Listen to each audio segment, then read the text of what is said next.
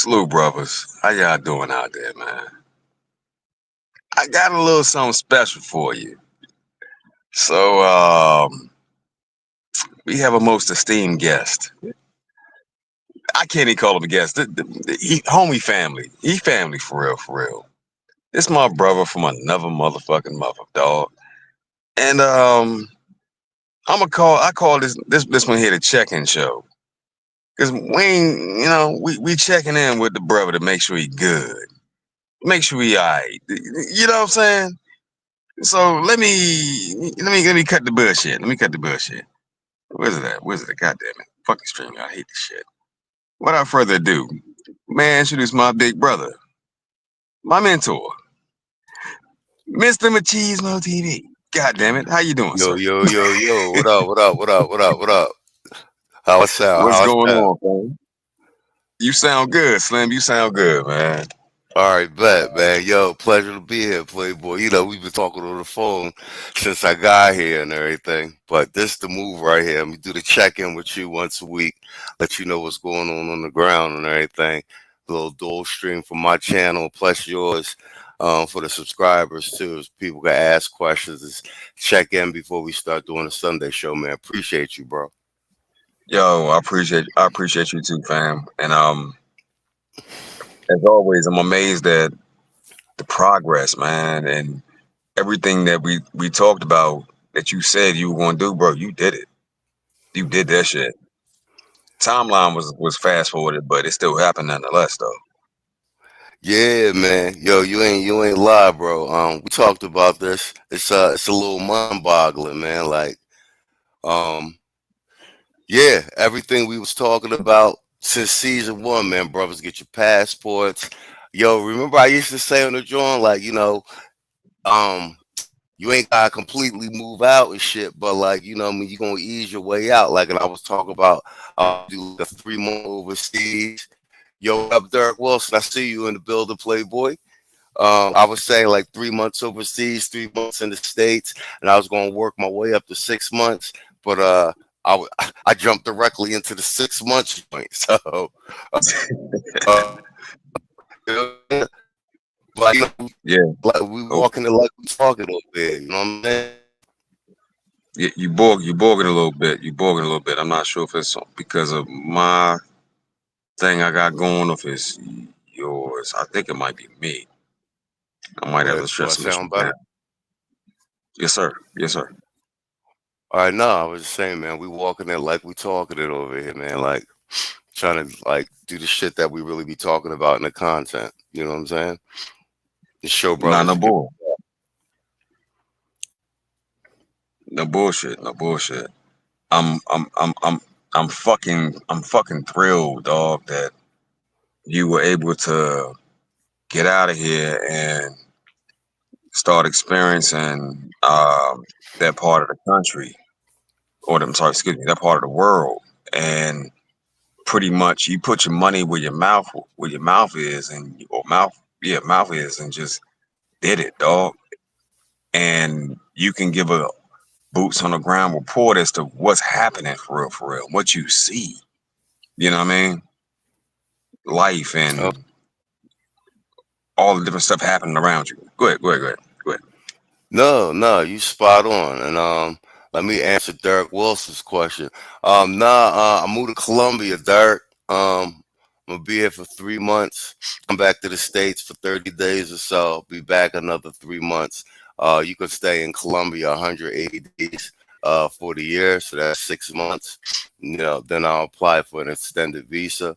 But I just had to take the jump. And to your point, contractor, that shit ain't just all me. Like, the backstory. Like, um, what we do over in Machismo TV, like how we designed the channel from the start. It was for the we was trying to make content for the brothers and like the niggas in the chat. So we chat niggas. Know what I'm saying? Um, so like if I hadn't built the channel and like had the strong network of brothers that supported the channel, like, you know, you see the channel, but like we really behind the scenes like a network of like solid dudes, you know what I'm saying? even International Quiet Storm, you Saul, Wrench, everybody. So, but it was like one of the younger homies um, that I got to go to. I convinced to go to the Manosphere Conclave and linked him up with Quiet Storm. It was them two that came back like right after my birthday and was like, bro, let's just get you up out of here. Like you've been, you know what I'm saying? You've been trying to get overseas because I was transitioning between industries. I've been in banking for like 13 years. You know, Biden killed the banks, so I was moving over into the cybersecurity, and they was like, fuck it, man, just go down to Colombia. Like, don't wait, and we work it out from there. So, I mean, even me moving down here, that ain't, at least at this speed, that ain't even my idea. It was the brothers around me, like being cognizant, like, okay, let's just get you up out of here. You run the channel from down there. Help you hold shit down. You get your cert, because I'm in Theo's class. A lot of the Quiet Storms in Theo's class. The homie Naaman's in Theo's class. So Right. it's a lot of the factors that's going on in this black manosphere sector down here, all working together behind the scenes. Like, so all that bullshit they talk about brothers not building, it ain't true at all. You know what I'm saying? I talked to Hell Wrench no. like early last week. You know what I'm saying? He said on our broadcast that he resigned from his gig, $250,000 a year. I just talked to him. He just got hired for a new job, making more money. You know what I'm saying? You know what I'm saying? Like, I team legit over here. Yo, thanks, Dirk, man. Yeah, finally made that move, man. So y'all just checking, man. Y'all get blow by blow what it's like landing in another country. Like I did this shit in 60 days. Like I packed up my entire life for 60 days and just got gone. You know what I'm saying? We figured the rest out when you know what I'm saying? There's what Kevin used to say, we build the plane while we fly it. You know what I'm saying? We build it while we fly, brother. Yo, this shit is amazing because it's like everything we talked about is coming to fruition, right? And I'm I've been I've been an expat before. You've been an expat before, but Mm-hmm. for a lot of brothers, they never experienced that. And when you get out of this bitch and you finally leave for and go somewhere else, you get to see the world and how everything functions for real, bro. It's eye opening. Most people that look like us, we get locked into situations and situationships and shit. So the fact that you were able to pack everything up within 60 days and make a move to a whole nother country is amazing, Slim. And then on top of that, you still good. You still good. If you could get if you could get a brothers a little bit of insight as to what your monthly expenses may look like if they decided to do the same thing, that would be very helpful. All right. Yeah, definitely. All right. So I'm in Cali, Colombia, right? So um I'm in a nice apartment, like, if you didn't look outside the window and see it was Colombia, you'd think I was in the States, the apartment I'm staying in. And I'm paying five hundred and some change for this joint. It's fully furnished, got internet, air conditioner, washer, dryer, like the whole shit. A cleaning lady come clean my joint up once a week. I move into my other apartment in January 3rd. And that's another gorgeous joint. I think I paid $610 for the month for that. But that's like that was that amount is like a third of my rent that I was paying in the States. You know what I'm saying? That's just rent alone. My utilities, internet, everything included. I mean, so quality of life is good. I mean, if you're making 50,000 remote, I'm in Cali, Colombia. It's a little cheaper than like Medellin or Bogota, but and I'm in the upper middle class neighborhood. Like, you know what I'm saying? Like there's a school around the corner. I'm right around the corner from Chippy Chape Mall. Like, with all the modern conveniences, they got Starbucks, McDonald's, Burger King, sushi. Like it's modern. So it's like I got the best of both worlds. Like I'm like native here with Colombians and everything. Like you can eat all local Colombian food, but if you want American food, you can find it. You can actually they got a delivery service called Rappi. You get anything delivered to you. All American food and breakfasts. I get like American breakfast delivered to me every morning. My scrambled eggs and pancakes and shit. You know what I'm saying? So, Right. um, quality of life is definitely like I said, I'm in a residential neighborhood, so it's not a lot of partying around here. Like shit shut down around 9. Like you can go and find a party, take a car down to Granada, and everything's all the nightclubs and shit. But I'm down here to work, study for my cert, make content for the channel, so it's like perfect for me. I already got my gym membership. My gym membership, like I don't know, like what, $15 a month or something like that. You know what I'm saying? I get up, I run every morning. Like it's solid. Like food is she like you can spend money like if you want expensive shit you can spend for it, but like cost of food because everything's in pesos, so it's like pennies on a dollar for everything. Well, I was telling you the other day I went down to Rica because I got two burgers, two beers, and two margaritas, and that shit was like $19. Yeah. Yeah. Do you know what I'm saying? Yeah. Yeah. Question. What about the? Well, you touched on it already, but what about the food, bro? Like how? Like as far as the quality of what they got down there. Well, uh, Colombian foods, like most Latin America food, a lot of rice, a lot of beans, chicken, beef. Um, then they got all kind of so I eat what the locals eat, and then I go get like American stuff. But like really, they got everything down here. They got Pizza Hut, Papa John's, Domino's, like the delivery service like Rappi that they got down here. Like it's a full menu. Like you literally can get anything delivered to you. And like I said, I'm right by Chippy Choppe Mall. It's nothing but restaurants in there, all types of foods and eateries. Like basically whatever like stuff you was interested in at home is here. You know what I'm saying? You can eat the Colombian food. You know what I'm saying? Like which I do. I always go native anyway. But then, like I said, you take a car down to Granada and they got all the nice. Like I go to Cantina 15. It's like one of the most famous steakhouses here, so you can get it. You know what I'm saying? They got all these nice restaurants, like nice high end restaurants. Like, do you know what I'm saying? Like however you want it, you can get it. You know what I mean? You can if you want to spend a lot of money and eat at like nice extravagant restaurants every night, you could do that. If you know what I'm saying, like you know, you want to buy groceries, put them in your fridge, you know what I'm saying, and like eat at the local spots where the Colombians eat because it's cheaper. You know what I'm saying? Like you can have it any which way you want. You know what I'm saying? You want steak every night, like at like a nice high end place, and you could do that too. Like it's all pretty much available. Champions first. I see you in the chat. Salute, bro. Yeah. What up, homie? Oh man. So I know the people been wanting to know about the show, and you know, kind of trying to figure out when we coming back. All I said to him was, shit happens, and we'll be back we'll be back when we supposed to. But Oh yeah, oh no, go ahead, go all ahead. all the, all the stuff that was happening behind the scenes was happening behind the scenes, and it wasn't my business to tell you.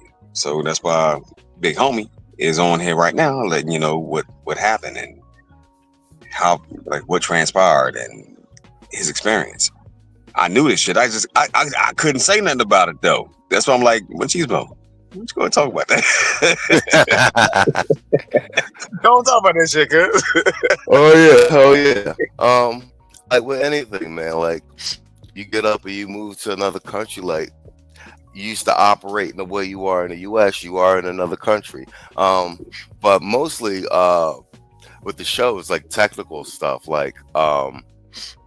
I had like a full studio set up in the States because I make music, I DJ, and I love Mac products. So most people think like I got like this huge production type thing. I had like a nice souped up Mac Mini, but like I had the full, Mac Mac makes soft products like their appliances. So like the monitor that comes with the Mac Mini, it's set up for like music production. So you really just plug that bitch in. It already had the mic already like calibrated and installed in it and everything. So like I never had to get like peripherals to do the show. You see me? Yes, sir, champions first. Yeah, it's set up in Colombia, man. I'll be back in the States like in another 2 months, you know what I'm saying? And then I'll fly back probably in 30 days, do another 3 months down here. Um, so I really just brought the Mac Mini with me, not the monitor and all the things that came with it. So I got down here, I plug into the TV and the monitor here. So I had to get peripherals like mics, the right mic, and all that shit. So I'm down here in Colombia looking for electronics stores and shit. Can't speak Spanish. I'm in there with Google Translate. You know what I'm saying? You know what I'm saying? So Yeah. I done found like a gaming headphone that got a mic headset on it. But then I go in StreamYard and do like a test in the back, and the shit sound all choppy and me. Like, oh, that shit ain't gonna work. You feel me? Got to go back. Kwame, I see you in the building, champ. Yo, what up with you, mate? Yeah. So I'm like, with that shit, boom, I gotta go back. That shit don't work. I go get like a regular mic that plug in through like the headphone jack shit. The sound good, but I can't control the levels. It's all fucked up. So I just, you know what I'm saying? I finally find like a good electronics store. So I done ran through like 3 different mics. I mean, they work, but the sound quality ain't translating the way I needed to for the StreamYard. Because I ain't Alexander X. I see you in the building, Playboy. You know what I'm saying? I ain't running like a podcast board and all that shit. Like, you know what I'm saying? I got to MacGyver this shit. You feel me? So it was a couple weeks of that. I mean, a few days of that. Then I finally found this Logitech headset that plug in USB with the mic in it. That's what I'm using now. International Quiet Storm in the building. What up, Playboy? I was, you know what I'm Yo, saying? I was telling them how you was instrumental in getting me down here, man. yo. See, here's the crazy part. So for what I do know, I can't say nothing because it's this that's your business, and I ain't gonna reveal nothing until you like, hey, bro, yeah, it's cool. But that's why I was like, bro, just talk to them because I know I already know they looking like, yo, where the fuck Nah, going nah. on? Like y'all, like Quiet Storm was my first falls down here. Those are my first. Yo, what up, Alexander? This the check-in call from Colombia, Alexander. Let everybody know what's going on. Let them know when the Sunday show coming on. Let everybody know how it is settling in down here. Like, give you the real boots on the ground, real time. I've been here like close to 3 weeks. So like this is the call. This is the dual stream on from Contractors Channel and shit. To let all the subscribers and everybody know what's going on. Everybody that's like in the Patreon or was in the members, they know I was releasing the trailers about me moving and shit. So so this is the check-in with everybody. Let everybody know I'm cool. The transition was good. But yeah, about the show. So that was the technical shit. Then I ain't realized that like unlimited data on like shit, that's like an American thing. So like our shit production heavy, man. I'm downloading shit, uploading shit, editing shit on cloud apps, making shit look fly. You gotta buy data down here and like by gigs and shit, like 60, 80 amounts of gigs. So I was produced like doing edits for shows and shit. I keep running out of data. Like, why my shit all slow? Why I can't download this? Because I'm used to having unlimited data in the States. I can do whatever the fuck I want. Send me that link. I'll download that shit. Send me that link. I'll download that shit. Down over here, I gotta conserve like a motherfucker. You know what I'm saying? So that was another expense, just like spending money on data, like because I was blowing through that shit every day, just like trying to do basic shit. And I said, oh. So you gotta adapt like MacGyver shit. So next time I come down here, I know like I gotta upgrade a couple things because you can get unlimited data if you use eSIMs and shit like that. So that's like little like on the ground shit like a motherfucker gotta tell you that shit. You feel me? Like, and you don't know that till you get to the country and you see, like, you know what I'm saying, who they internet provider is, what packages they offer, like, so, like, unexpected, like shit that you couldn't like really plan for unless you was actually on the ground and know what the deal is, like, you know what I'm saying. But you know what I'm Right, saying. Um, right, but right. as far as Sunday show, we was actually gonna go live this Sunday. We was ready to go, but it's Saul's birthday today. You feel me? So I had talked to Saul, and he was like, "Yo, it's my birthday. You know, I can't say what. I don't know if Saul want people to know where he at, but it's his birthday. He hanging out with his peoples." So I was like, "Fuck that shit. We already ain't go on X amount of Sundays, man. Enjoy your birthday, and we go on next Sunday. So everybody, keep your fingers crossed. The team will be back in effect. It'll be me, Saul, contractor, wrench if he stop by, Tito if he available. We'll start streaming every Sunday. This coming Sunday, man. So yeah. Um, and I might be dropping like a short, like, move to Colombia, like, documentary type content piece tomorrow. I just edited it up and uploaded it. I just gotta make a thumbnail for it, so that shit might premiere tomorrow. But that's like all, that's all the behind the scenes shit. And like I said, Saul and Quiet Storm, those are my first two calls when I got down here. Saul, I mean, Quiet Storm even helped me get my fucking phone turned on with his man down here. Like I said, it's like the network is real. Like, brothers really on the ground making shit happen. I made the move, but it was a group effort. You know what I'm saying? Like, it really couldn't have been done if I didn't build the channel and the network and like the brotherhood are like solid, high value, highly skilled, honorable, capable men around me. You know what I'm saying? Who believe in the channel, believe in the brand, believe in the work that we're doing, seen us put work in for 6 seasons. You know what I'm saying? And like wanted to one, make sure I was in a good position, like, so I could keep running the channel, and then also like forward the mission and shit. And like I said, Theo Waff a big part of this too, because I wouldn't even have had the confidence to be like, oh, go down there now, like, if I wasn't in Theo's class, because I'm like, I'm going to get this AWS cloud cert plus a GCP. Gretchen, motherfucking building. What up, Playboy? Gretchen be, Bro, Gretchen that be is, popping out the motherfucking woodwork for niggas and shit. You know what I'm saying? Take his channel down, disappear, change his name, and then the nigga pop up in the comments, like, popping a little laughy face like this nigga. What up, Gretch? I see you, bro. Playboy. Hey, Grinch, you said some shit a little while ago. I said this motherfucker is too much like my goddamn self, and I agree. You know what I'm saying? Grinch said some shit, no. Gretch, my man, I'll be listening, man. we done clip Grinch up a whole bunch. We done clip Grinch since what? Season 1, right? And Yes, Grinch, sir. our Yes, sir. classic one is like, what's the John? The John when he trashed motherfucking Princella? That shit gold. Classic. I get that shit. That's brutal shit, bro. Like that John I clipped up a Grinch. That was brutal shit. He destroyed her. That shit that's classic machismo content right there, bro. You broke. You bogging, bro. You bogging a little bit, just a little bit. Wait, I sound better? Now, yes, Do I sound better? you good. Yes, sir. All right, cool. That might be the internet grinching down there. No, I was saying that Grinch shit we clipped on the Princella shit when he just trashed her, trashed her like that.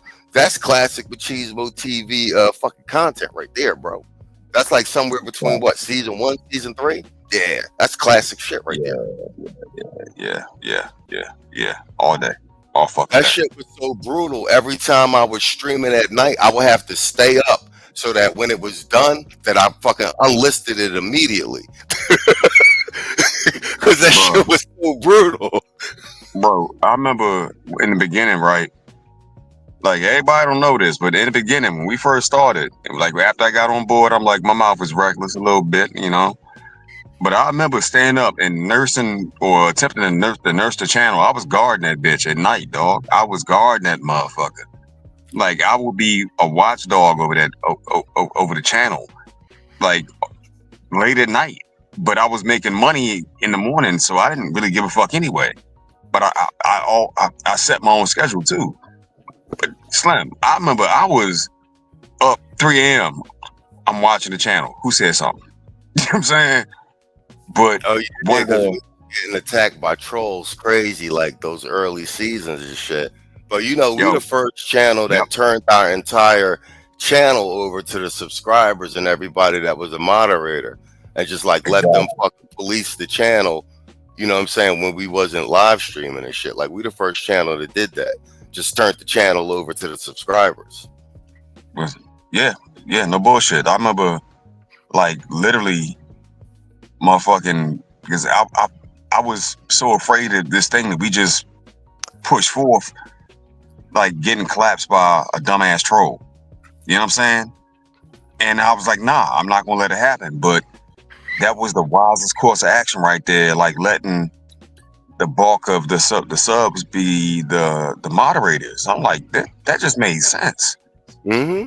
Like You really know the what I'm saying? subscribers and everybody that had a wrench from like we gave pretty much everybody a wrench up until I think like when we got monetized and like started memberships, then it was just like, okay, everybody that's a day one got a wrench. But like pretty much when we wasn't, and really that's why we made Quiet Storm like official channel moderator, because he was sniping everything. But really so our all our mods, they kept the channel safe like them first 4 seasons. Cause like, you know what Bro, I'm saying? We were streaming all night, you know, like with the like we was the first people doing it. So it's like impossible to watch your channel. And the trolls was just everywhere trying to get the channel taken down, all type of crazy shit. Typing bro. crazy shit in the chat. Yeah. I remember waking up at 4 a.m. right because I had a 6 a.m. job call I had to go do, and Quiet Storm was in the chat. I remember waking up at 3 a.m. Quiet Storm was in the chat, and I just copied it. I copied his lead right there because, like, I didn't know shit about YouTube. You know what I'm saying? I told you, like, I asked you hella questions about, like, yo, so what's this? What's that? Like, I had no idea about none of this shit until you and Saul brought me into the know, bro. And Quiet Storm was right motherfucking there, fucking shit up and stopping it. Nope, nope, get out of here. Nope, get out of here. Get out of here. Just sniping him left and right. So I took his approach. Get some rest, wake up, nurse the channel, make sure. It's like the Vanguard, cuz you ain't getting past us. When people don't know that part though. You know what I mean?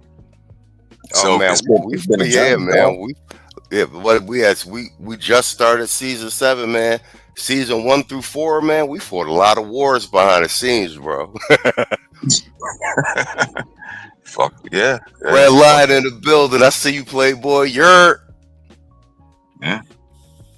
It's been a lot of stuff that happened that ain't nobody really know about. We talked about, but even after we talked about it, it was still like, yo, I can't believe this is real, dog. Like I didn't know it was this serious until I hmm found out it was that serious, man.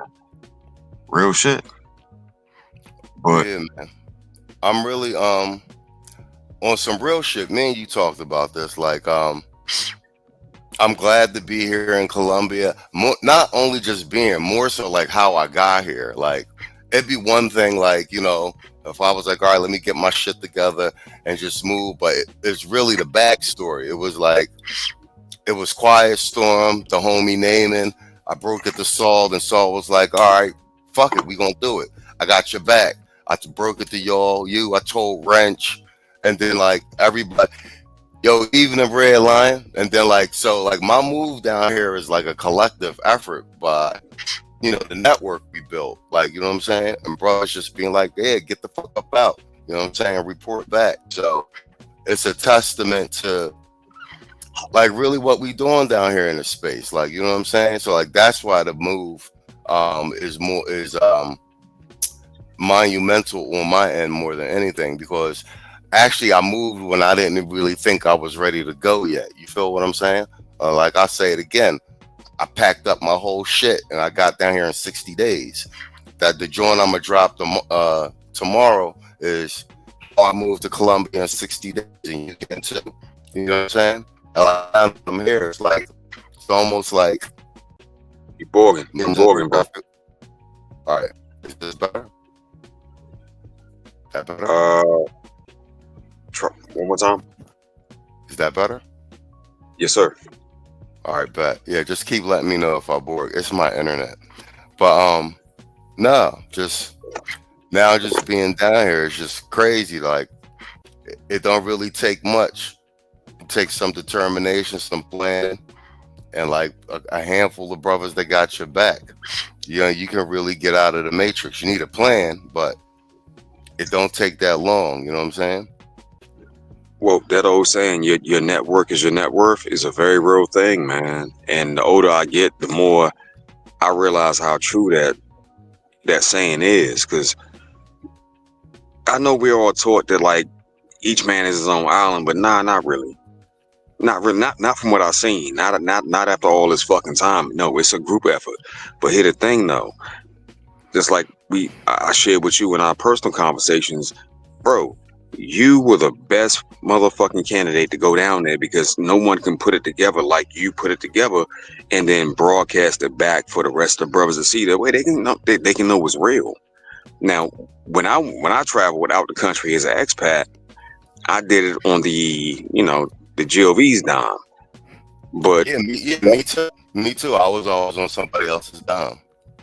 yo, so my perception was warped from the GOV having this big ass budget and I need this to move and take care of this and take care of that and I can't leave unless I got 250 in the bank and all that.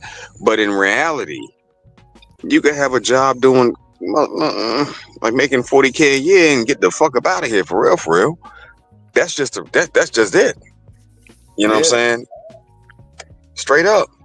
And like look at even how I'm doing it. Like I ain't like I know I got 6 months a year in Colombia. So that's 6 months out the States flat. I could do another 3 months in Brazil and then 3 months in the States. Like your plan ain't gonna be iron proof, you know what I'm saying? But the important thing is for you to get to a country for more than 30 days and get a feel of it, see if you like it, see if it's your speed, it's your vibe. And then also I will say this, like personal experience, like it's important to have those boots on the ground, like a network. Part of me coming down here was um Cali's like, a slower, more quiet than Medellin. Um, Quiet Storm's boy is down here, Nate. Nate's the one who helped me get my phone turned on, and he wasn't even here. He did that shit over the phone on his way to the airport. And his girl speaks Spanish, and she talked to the people at the fucking phone place and told them what I needed. Like, you know what I'm saying? Like, you need boots on the ground. And then I'll say this, like, so the boy that lived next to me here in the apartment building, he's a Air Force vet. So I ran into him at the gas station. He's a cybersecurity professional too. So I told him I'm studying for the AWS joint. We hit it off immediately. He's been down here like 90 days. He's leaving January 3rd. But like he was like, yo, just roll with me. I'll show you everything. So he's been taking me around, showing me how to move, showing me where everything at, introducing me to people. So like I'm plugged in. I've been here like 3 weeks and I'm like, my man leaves on the 3rd, but I'll be here by myself. I mean, technically, but I got contacts. I know where to go. I made friends. Like, you know what I'm saying? Like, so like depending on your personality, and like, you know what I'm saying? Like, definitely do your research, have a plan. Um, um, Everything ain't gonna work out, but like I will say this: the sooner you get out of the country, the better. Because the homie that's showing me around, he just turned 40, man. And he been doing this shit for like 3 years. I met a whole bunch of dudes down at Rico's, Black brothers. Yo, man, you see like the passport bro shit, like that the content creators make. But what you don't see is the dudes that don't got YouTube channels. And I'm telling you, man, brothers is out here traveling, been all over the world. I'd have met them. You know what I'm saying? A lot of guys in cybersecurity, own real estate, or got a job they can work remote, in insurance, all that type of shit. And bro, they living life, bro. Like, you know what I'm saying? Well, guys got apartments in Medellin. Like, I'm running the guys and dudes know they ran around this joint like it's like they neighborhood. Like, oh, where you at? Oh, flying to Bogota on the weekend. Like, bro, niggas is really out here living, and they younger than us. So like, I'm just out here doing it. Like, I lived overseas before, but not like this. You know what I'm saying? Like on some lifestyle shit. So like, now that I'm down here and I'm meeting people, I'm like, man, I should have been doing this shit way earlier. You feel me?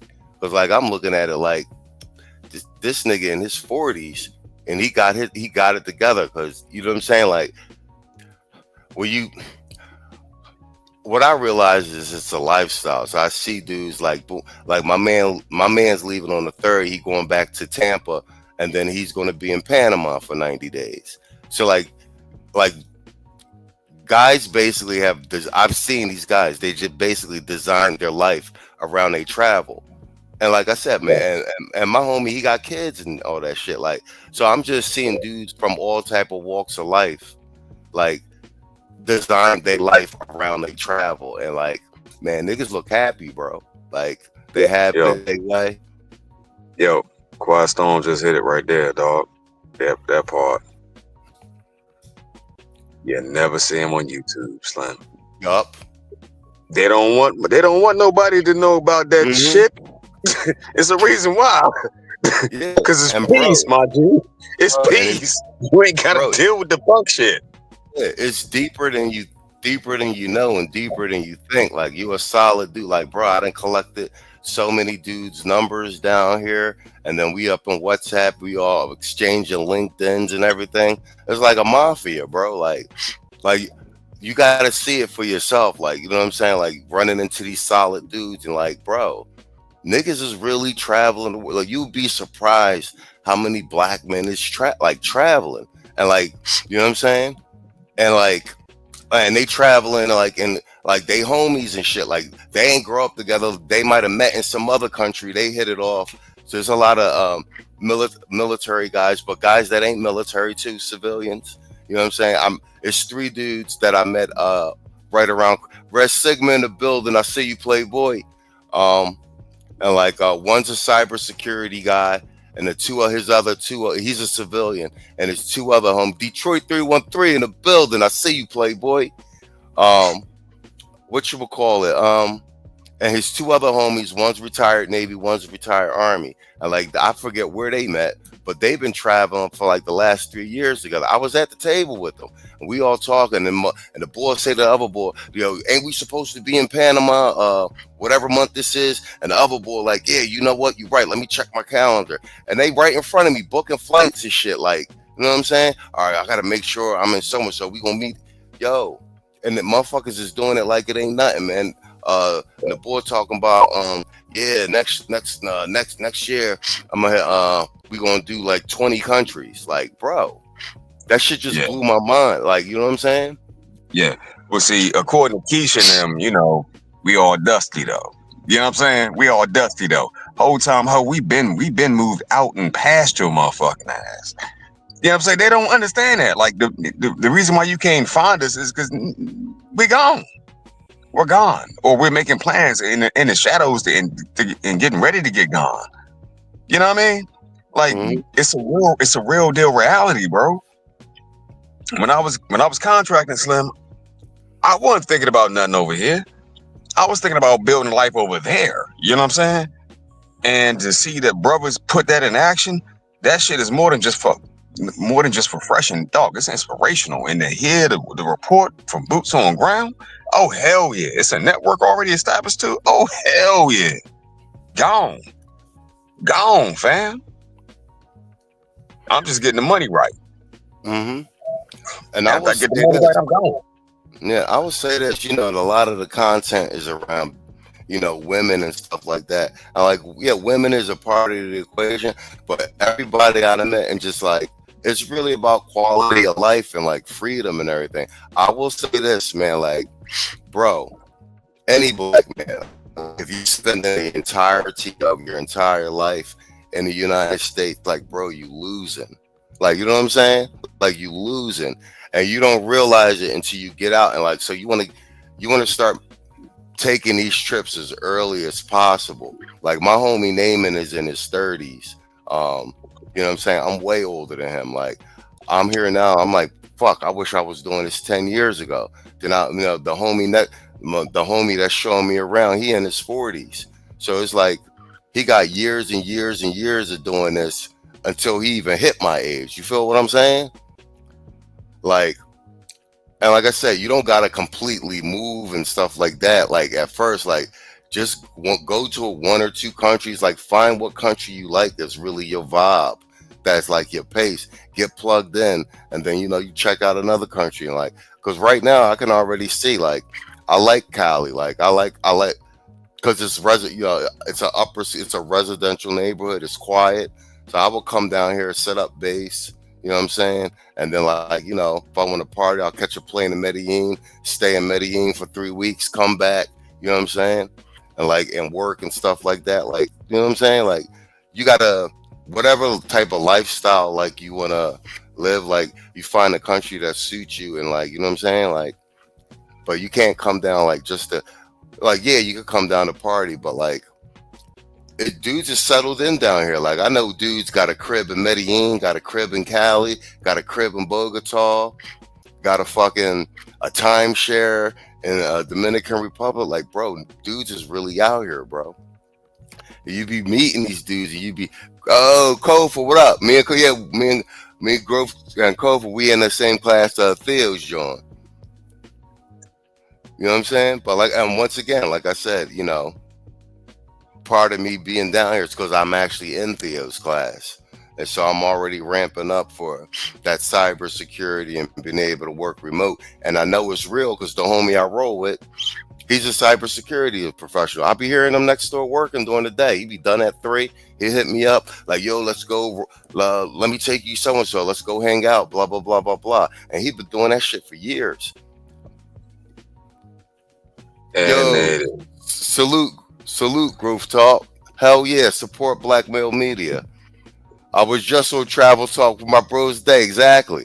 And I want to keep reinforcing this. Like, this ain't really just my independent move. This is a culmination of everything that's been going on in the space, and a middle finger to all the detractors. Like, you know what I'm saying? Like, my background is banking at least the last 13 years. If I wasn't in Theo's GCP class, that's 5.5, and also in his class 6, which is the AWS. So I'm on course to get both of those certs. But if I didn't have a homie name me, if I didn't have the study groups, I wouldn't even like I know I'm going to pass the cert. If it's not the first time, it'll be the second time. But just getting through Theo's first class, getting my confidence up, like I'm not intimidated by this cloud shit and this IT shit, and then being down here and running into a bunch of boys that do IT, and I'm watching them work remote in real time. Like, hold up. 1 second. Shout out to Wrench, motherfucking Turner, my big brother. Wrench Turner in the building. What it do, Slim? What up, Broken? What up? In the building. In the motherfucking building. Oh, Quiet Storm then came through and drug his nuts again. God. Broken Blade in the building. Broken, yeah. What up, homie? Here we go with this one. Let me just show you that. What? Don't bring your ass. Like, that's name. He stay doing that shit, dog.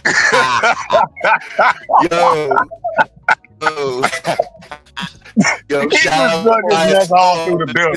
Super chat. Fuck it. That's an inside joke.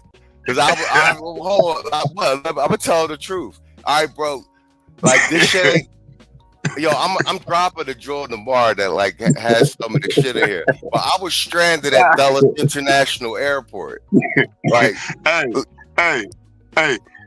He ain't lied, dog. Don't you bring your ass back, my nigga. You out there, Joe. It's too late. It's too late now. You can't never ever come back around these parts. You know what I'm saying?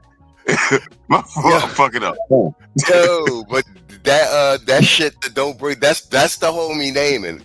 Naming and Quiet Storm is really the ones that like put the plan together to get me up out of here, and they sold me on it. Like, nigga, just get up and roll, right? But also, I'm gonna tell y'all on some real shit behind the scenes. Like, so when I actually flew out, I was supposed to fly from Philly to Dulles International to Panama, Panama to Colombia, right? So I catch my flight to Dulles International out in the. We put these long layovers in between the flights so I can get my bags. None of my bags get lost on the way to Colombia. All this other shit. I wait for my fucking 4 or 5 hour layover. I go to get on a flight at Dulles International to Panama. So they got a new rule in Colombia where you need a return ticket for you to get on the plane, right? So I didn't have a return ticket, so then they wouldn't let me on the plane to Colombia. So I hit naming up, panicking and shit, like, bro, I can't. They won't. I'm stuck at Dulles International. Naming on the phone with me, like, well, you done got rid of your crib. You can't go home. You're not going back. Just chill out. I'm gonna fix it. You might have to sleep at the airport, but we get your return ticket, and then just go get your bags. Make sure they don't send your bags to fucking Colombia. And bro, you're going to Colombia, whether you like it or not. That was my man David on the phone. You're going to Colombia. Bro, so I ended up stranded at the airport, had to sleep at Dulles International, got my return flight, and then had to fly out the next day. That's a true story. So that's super chat from Quiet Storm, because I told Quiet Storm the story, and that was me and David on the phone. Like, yo, you're not bringing your ass back. You're going to Colombia. Bro, I did a video a while ago, 7 days in motion, and I know about sleeping in the airports. It's not comfortable.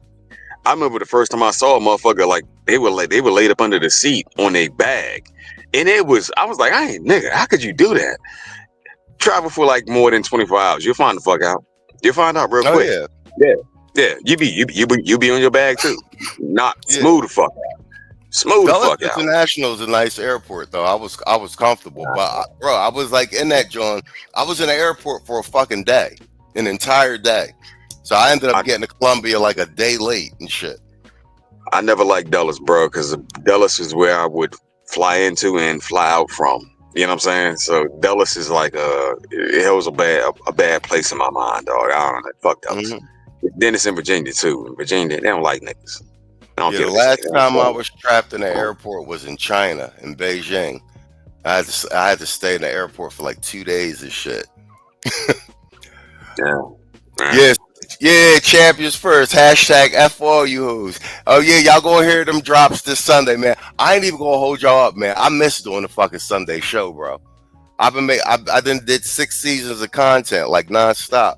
You know what I mean? I feel weird not going on Sunday, talking to everybody, like laughing and joking, reading everything in the chat and everything, putting up everybody's stuff. It's weird not going on every Sunday. I ain't even gonna hold y'all.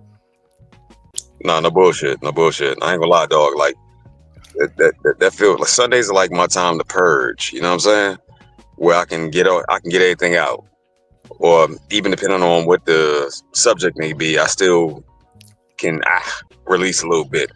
And not being able to do that, it sucks. It sucks, man. But more than anything, laughing and joking with y'all, yo, that shit mean the world to me, cuz. Yeah, I mean, I ain't gonna hold you. Sundays ended up being real therapeutic for me. Like, you know, only y'all know what happens going on behind the scenes, but like me and Saul built this channel under duress. I was under duress. Saul was under duress. I'm just gonna tell y'all, us building the channel was the absolute worst time for any human being in their personal lives to be building a channel. Like, it was a fucking disaster behind the scene in our personal lives every week. You know what I'm saying? From season 1. Like, y'all would have never known. But we was, bro, it was crazy. Like, you know, contract to know. You know what I'm saying? Yo, Quastov said he saw, first thing you saw was a damn purple wig, Slim. Welcome to DC, my G. Welcome to DC. The DMV. You gonna see a whole lot more richer shit than that, my nigga. You gonna see some shit. You gonna see some shit fucking with the DMV, cuz. Yeah. You can see all kinds of wild shit.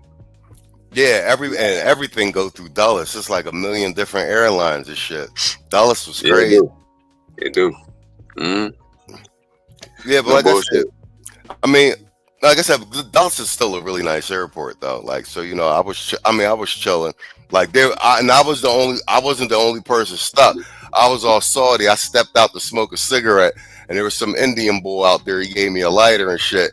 And I was telling him how I was laid over, and he just told me something even worse story. He was in D.C. headed to Texas, but he didn't flew in from Mumbai and somewhere else, and then he was stuck like 3 times before he got to Dulles. So I ended up feeling not as bad. I ended up after he told me this story, I felt like a bitch. I was like, okay, because No, no bullshit. this shit was horrible. No bullshit. I got stranded in fucking Switzerland.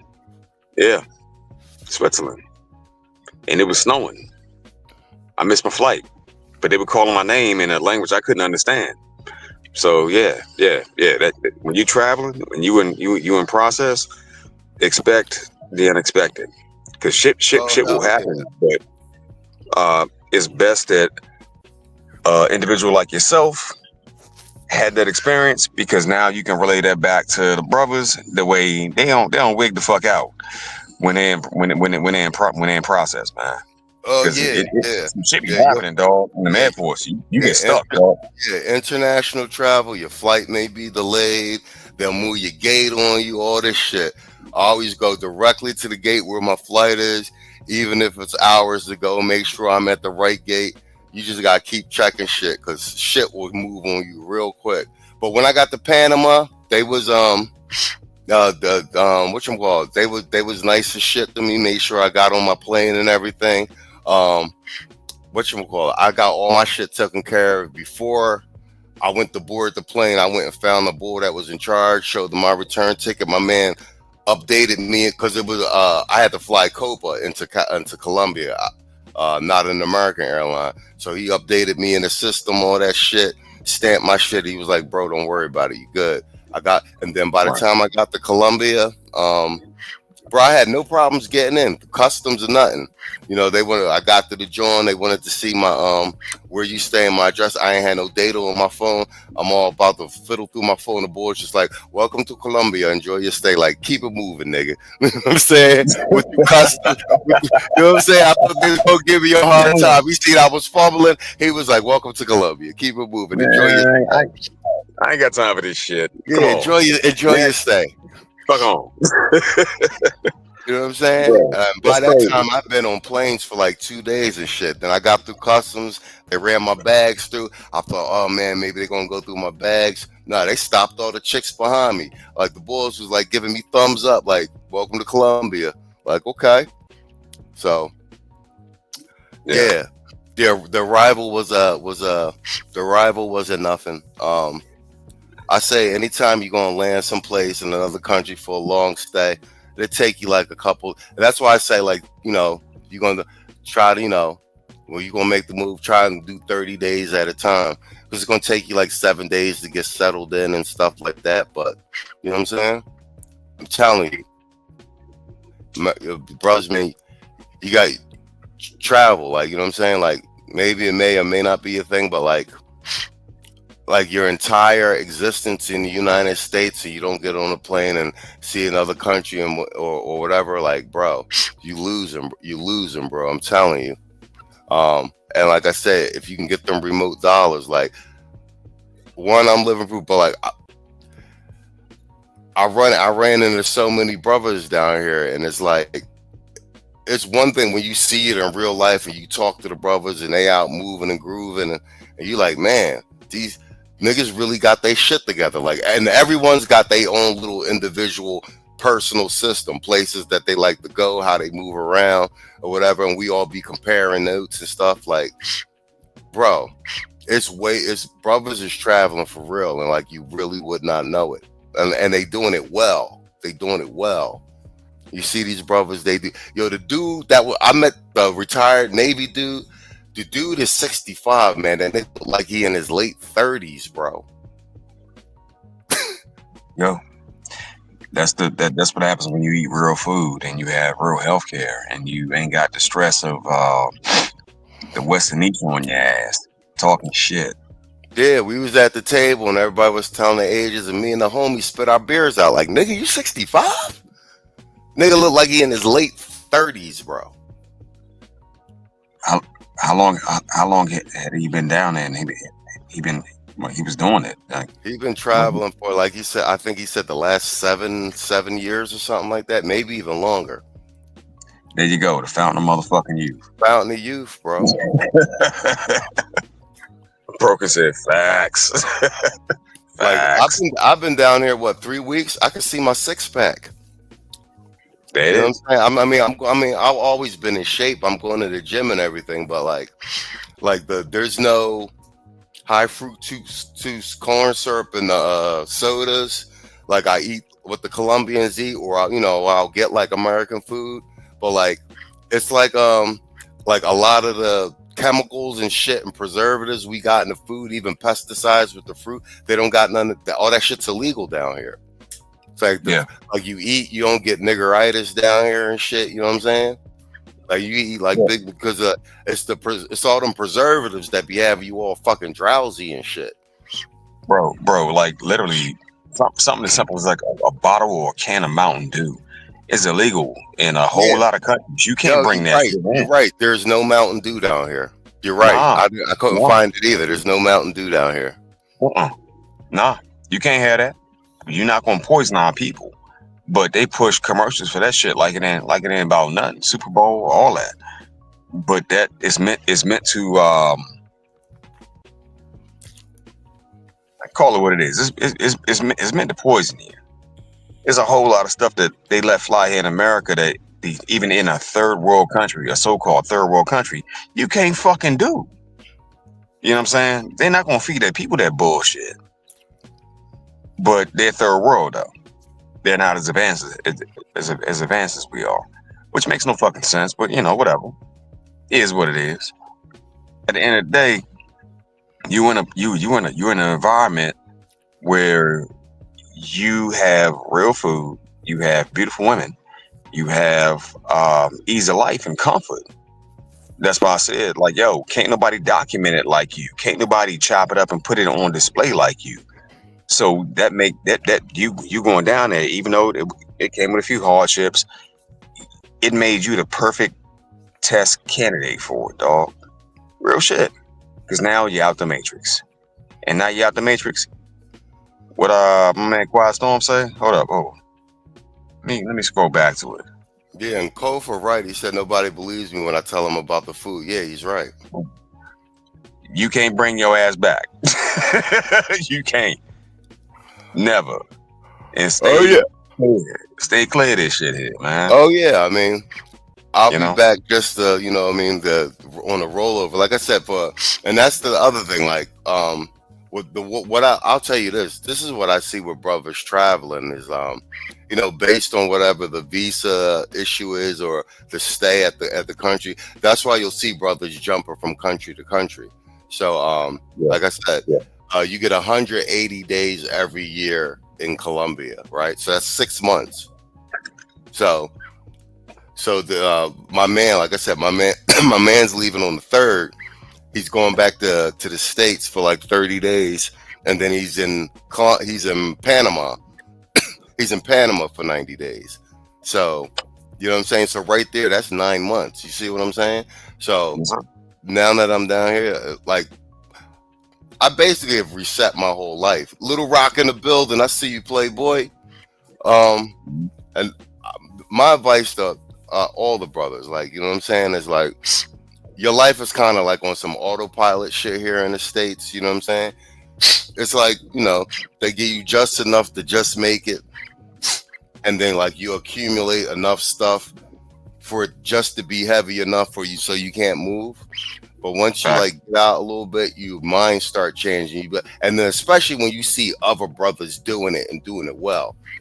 And, and like I want to give you an idea of the math. I'm just gonna talk about the homie that's showing me around every time, the Air Force dude. He's in cybersecurity, so he make 250K US, right? Remote. Like no bullshit. We was at Rico's having burgers watching the game. It was like the middle of the week. It was his idea to get out and go. I'm sitting there chilling. I see he got his phone up on like a little stand, and I'm talking to him. I'm like, and I'm talking to everybody. I get up and go to the bathroom, and I come back around the other way, and I look at his phone. I thought this nigga was like, watching like another game. He's in the middle of a fucking sales meeting with the government, like a multi-million-dollar meeting. And I'm like, oh. Right. And I'm like, I've been talking to him the whole time. So I'm like, oh, my bad, bro. I didn't know you was in a meeting. He had it on mute. He was like, I ain't worried about this goddamn meeting. They ain't talking about shit. So, but I know what he does. Like he's a solutions architect for these cybersecurity solutions, right?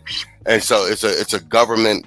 They're having a governmental meeting, like, so they're trying to sell a solution to the government. So I already know it's a multi-million-dollar like deal. So we're in the middle of the Colombia and shit, having burgers at some joint. This nigga's on his phone in the meeting. You know what I'm saying? And we didn't even know. He's chatting with us, and boom, meeting's over. He got the shit on mute, not even paying attention. He was like, yeah, even the engineer, he's showing me the chat, picks up his phone, shows me the chat. He was like, say, look, even the engineer's like, what the fuck am I on this call for? You know what I'm saying? So it was blowing my mind seeing it in real time. A brother like really working remote, chilling in the middle. We watching the game, eating burgers and shit. He's in the middle of a motherfucking meeting, like a multi-million-dollar meeting. He's younger than me, and he like, man, fuck this meeting, blah blah blah blah blah. The meeting's over, and then we just chill and hang out, go check out some girls at some bar and shit. Get back. I'm like, bro, it's crazy to me. You know what I'm saying? And now he doing all this shit remote, like. So when you see dudes really doing it in real life and they're younger than you, you're like, bro, what the fuck have I been doing all this time? You feel me? No, like pretty much we all, but every one of us gets trapped down in that little quagmire called America, that trap they set for you. I talked about it a bunch of times already, how I fucked up. But once I got out of this bitch, I fucked up and came back to this bitch. You know what I'm saying? But you can accumulate enough trinkets and property and all that, but at the end of the day, you don't own none of that for real. Don't pay the taxes, you'll find out. You know what I mean? Getting the fuck up out of here that's the solution, bro. Yeah. That's shit. And like I said, man, you ain't gotta be somewhere 12 months. It's really about like a lot of the passport, bro. MC recovery and relapse. Salute, bro. I see you, man. It ain't. It's a lot of the content's focused around women, and it makes sense. I understand why, because it's to show the dichotomy. But when you really get down here, when you really do the travel, and you get down here and you see the brothers, like, yeah, we be talking about women and shit, but like you really see it. These brothers got their shit together, and what I've seen is everyone. This is I have to keep going because I'm doing it myself. You borging. Is that right? Not yet.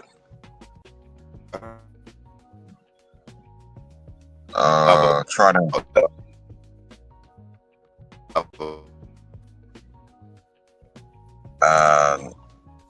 Still choppy, bro.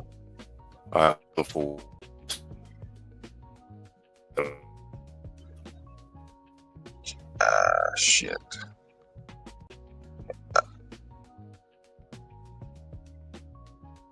Can't hear you, fam. I'm not sure if it's on my end though.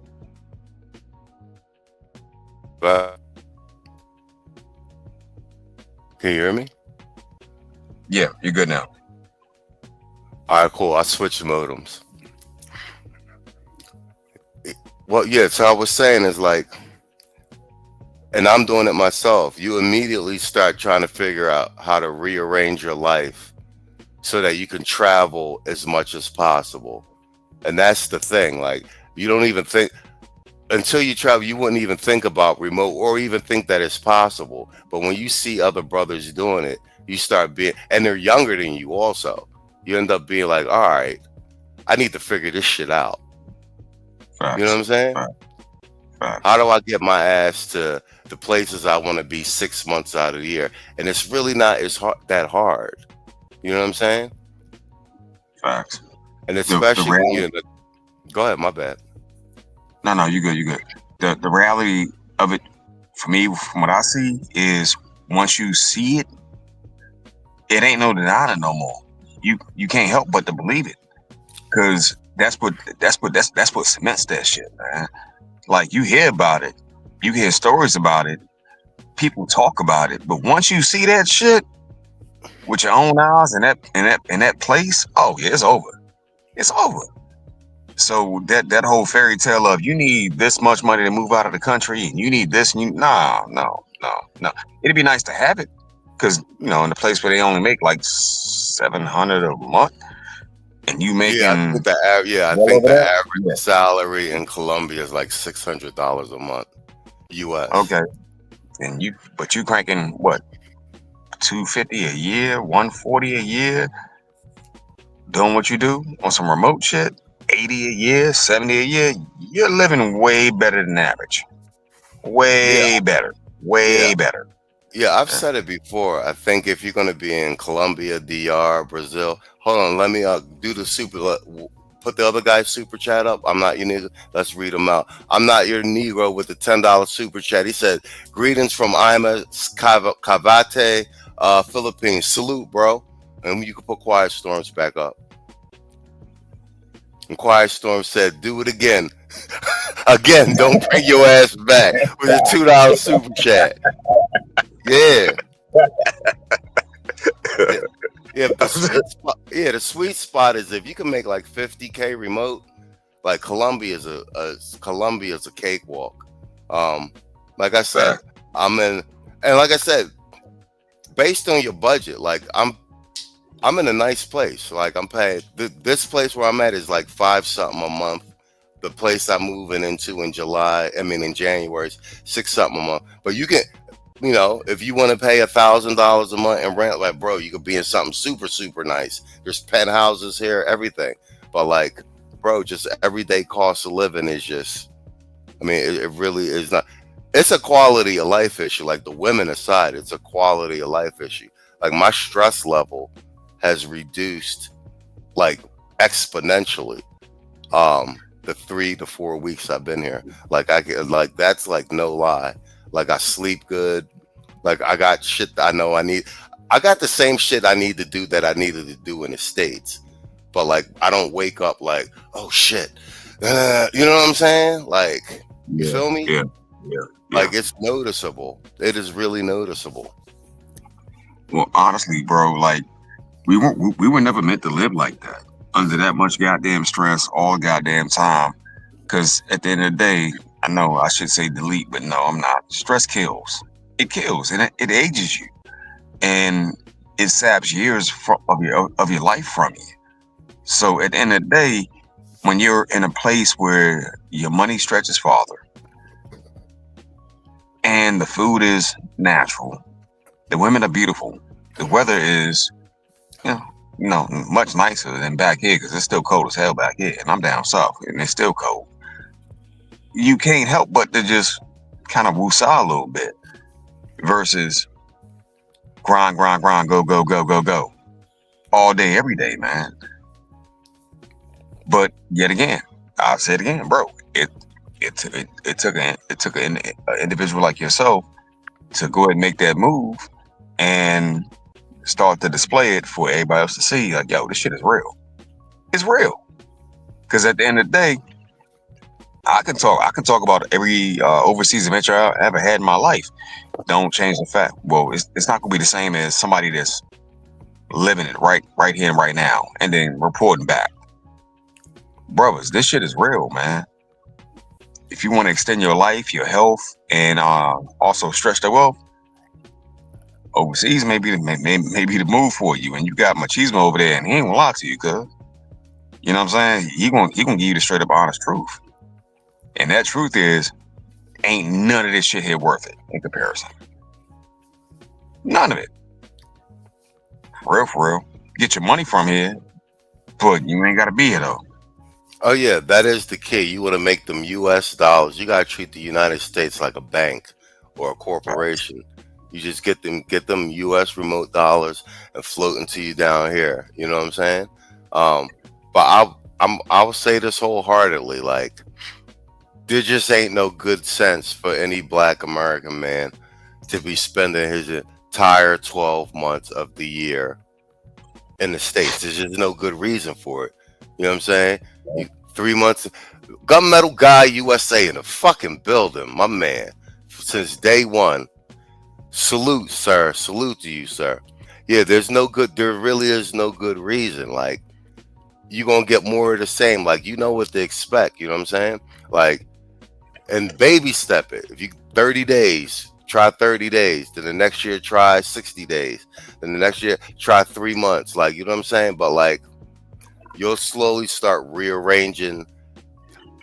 I will say for me, this travel thing, I think it actually gives you more control of your life. Yeah, I really do. Like, I'll give you that perspective. Because right now, just meeting all these brothers and seeing how they moving and seeing how they doing it with ease and how they've been doing it for so long, like you know what I'm saying? Yo, I ran into this old head dude. Yo, this he's way older than me. He's got to be in his 60s. Hey, this nigga's rolling around Colombia Dolo. Like he knows everybody. Like, you know what I'm saying? We left some bar late at night, in like a not so nice place, and he was like, "No, I'm good." He's rolling out on foot, and we like, "God damn!" I was like, "God damn, really?" Like he know, you know what I'm saying? He was like, He know where he could. Like, bro, niggas is really. You would have to see like they really getting around moving and grooving down here, like you know what I'm saying, bro, Kofa hit the nail on the head right there. America ain't got shit but stress for you. yeah, to get your old And more face. problems, more bills, and it ages you, dog. It ages the fuck out you. I'm 40. I feel like I'm 60 my goddamn self. I ain't gonna lie, but that's all I got for you. Yo, So, go yo, ahead. go ahead, go ahead. No, go ahead. So, like, so if you move to a place that relieves that stress and your money stretch farther, and we ain't got to like I know everybody does it, but we haven't even got into the subject of the women yet.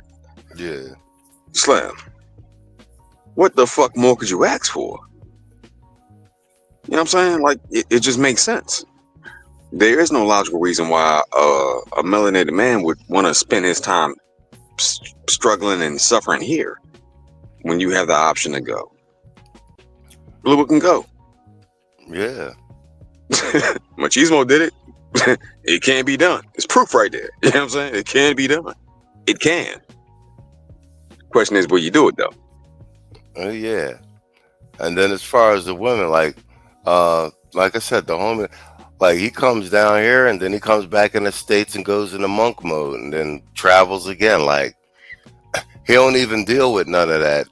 He, what he tell me? He say he can't remember the last time he dated an American broad. Like he spent so much time overseas, and like, and like my man got properties back in the States. he got kids and everything. Like you know what I'm saying? That's the thing that like surprised me. Like seeing how, like I said, and every dude does it different. Like they do it according. You got to do it according to how your life is. But I've seen so many dudes how they've what do you call it, like basically if you got 12 months out of the year, like basically they've organized their 12 months around their travel, like whether they had to change professions or like get a part-time job or like leave a job that paid more for a job that's less where they could work remote insurance or get into fucking real estate, anything that pays remote, acquire a new skill just so that it would allow them to travel as much as possible. You know what I'm saying? I haven't met anybody that completely just left the United States and they don't never go back. But I'm saying that they spend the majority of their time overseas. And if it's in Colombia, it'll be like 2 months in Cali, a month in Bogota, a month in Medellin, come back to the States, then go to Panama, DR. Like, you know what I'm saying? Like everybody got their own system and like the places they go. And then, you know what I mean? And then like, okay, the next year I'll be in Thailand for 2 months, come back to the States, spend 2 months in Colombia. Like I ran into so many different dudes and everybody got like a different travel agenda. You feel me? Like I was running into dudes in Cali, like, oh no, I'm just down here for 3 days. You know, I'm gonna fly back up to Medellin. I spend the rest of the trip in Medellin. I'm gonna fly back to fucking Miami. I got a meeting and shit. I gotta take care of something. I'll probably be back there. When you leaving? Oh, you leaving in March? All right, I'll be back in February. We link up. Here's my WhatsApp. Like, bro, like niggas is moving, bro. Like it ain't Right. nothing. Well, that shit is amazing, bro. Yeah, and That I'd shit be is at amazing. Rigo's. It'd be like a new set of black dudes every day. Like, bro, like, I'm just in Cali for the weekend. You know what I'm saying? We heading up to Cartagena. Or we gonna go up to Barranquilla. I'm gonna meet some dude I met in Medellin up in Barranquilla, and like, you know, I just been collecting niggas WhatsApps. Like, bro, it's just, and like I said, it just changes your whole perspective about how you've been living in the States when you see so many dudes of all different ages from all over the country, all different states, and all different professions just rolling. And like a couple, very few people have I met, it been like, this is their first trip. Motherfuckers would be like, nah, this is my 20th time here. And like, you know what I'm saying? You're like, damn. Yeah, yeah. So like I said, everybody's solution is going to be a little bit different based on what your life situation is, but it's all doable. And like I said, it doesn't have to be you go and stay someplace for 6 months, but for the 12 months out of the year, it just don't make no sense to spend the entire 12 months in the States every year. It just, you know what I'm saying? It just don't make no sense. No, I agree. I agree. I agree, bro. Especially when you have the option to leave and see something else.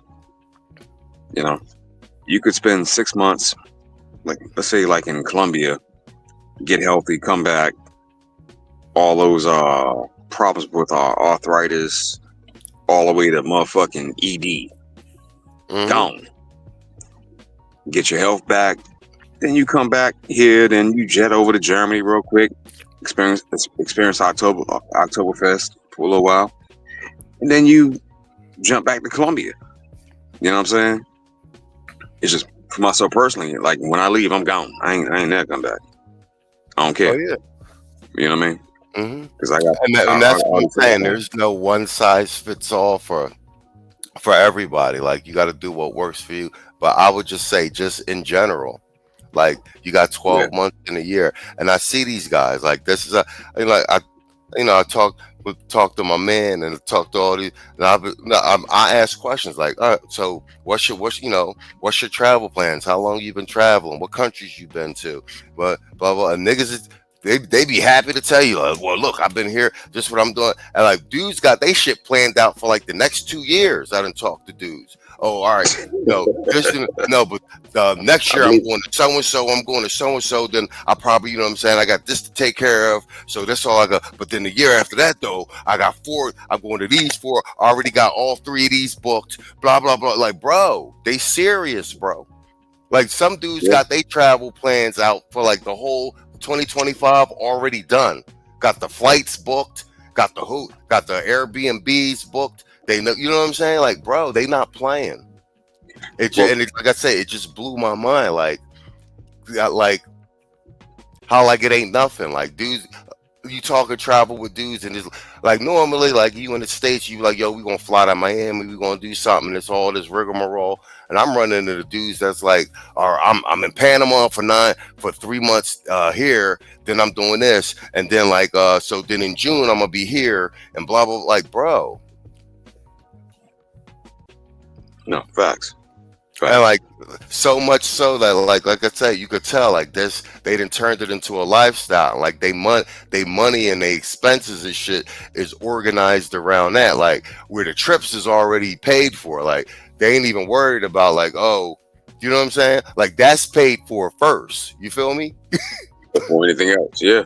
Yeah. Yeah, like all that Yeah. shit's paid, and then all the other they taking care of all the other shit. Like you know what I'm saying? Like they ain't we know what salutes to ADE and the women are young. Yeah, man. It's a lot of it's a lot of beautiful women in Colombia, and where I'm at in Cali, it's a lot of Afro Latinas, and like It's all, bro. It's all dark skin black women with like their own hair, like, and they and it's long too. Like, I haven't seen no weaves. They press it like old school.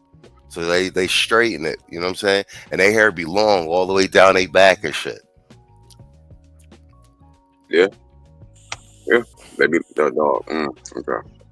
So any place that's coastal has always had some of the most beautiful women. They moved them in. They moved them a little bit deeper in country though, and Yeah, you got a bunch of thick, voluptuous bras that have been mixed with a little bit of everything. Straight up, straight the fuck up. It's not you. You really can't get. Maybe East Africa. They might maybe some competition, but you don't you ain't gonna get much better than that, bro. You just not. You just not. No. You can go to Colombia and get something that looks Asian. You can go to Colombia and get something that looks Puerto Rican, or you can go to Colombia and get something that looks like, you know, the broad next door down the street. Like, it's just a variety of options, man. hmm And yeah, you're right. You're right. And they thicker than Caro's cold Caro syrup, bro. Straight up. and I would definitely say this too. If you're gonna be spending a lot of time in Spanish-speaking countries, I definitely recommend learning a language, um, even functional, like uh, to break the communication barrier and stuff like that. I'm getting around fine and everything, but I'm taking Spanish lessons and everything. You know, I'm good in person, like, like I'm charming, I'm funny, I'm a little bit of an asshole. So like, you be wanting to talk to like get that shit across, like, you'll talk through the translator and like, human communication, like, but like you do be wanting to have like conversations and stuff like that. So like, if you're planning on being someplace for extended periods of time, I would recommend learning um, the language. Um, but that's not.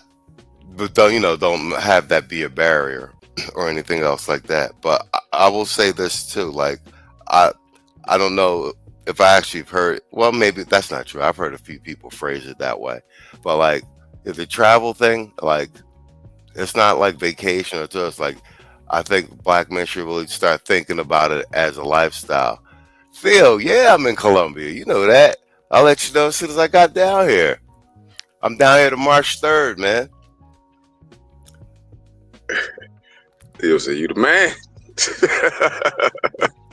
You the man. You the I man, done, slut. I done kept Theo posted every step of the way. I, Theo was one of the first people I hit up when I got down here. I let Theo. It was Theo, Saul, Quiet Storm, and Naaman. Um,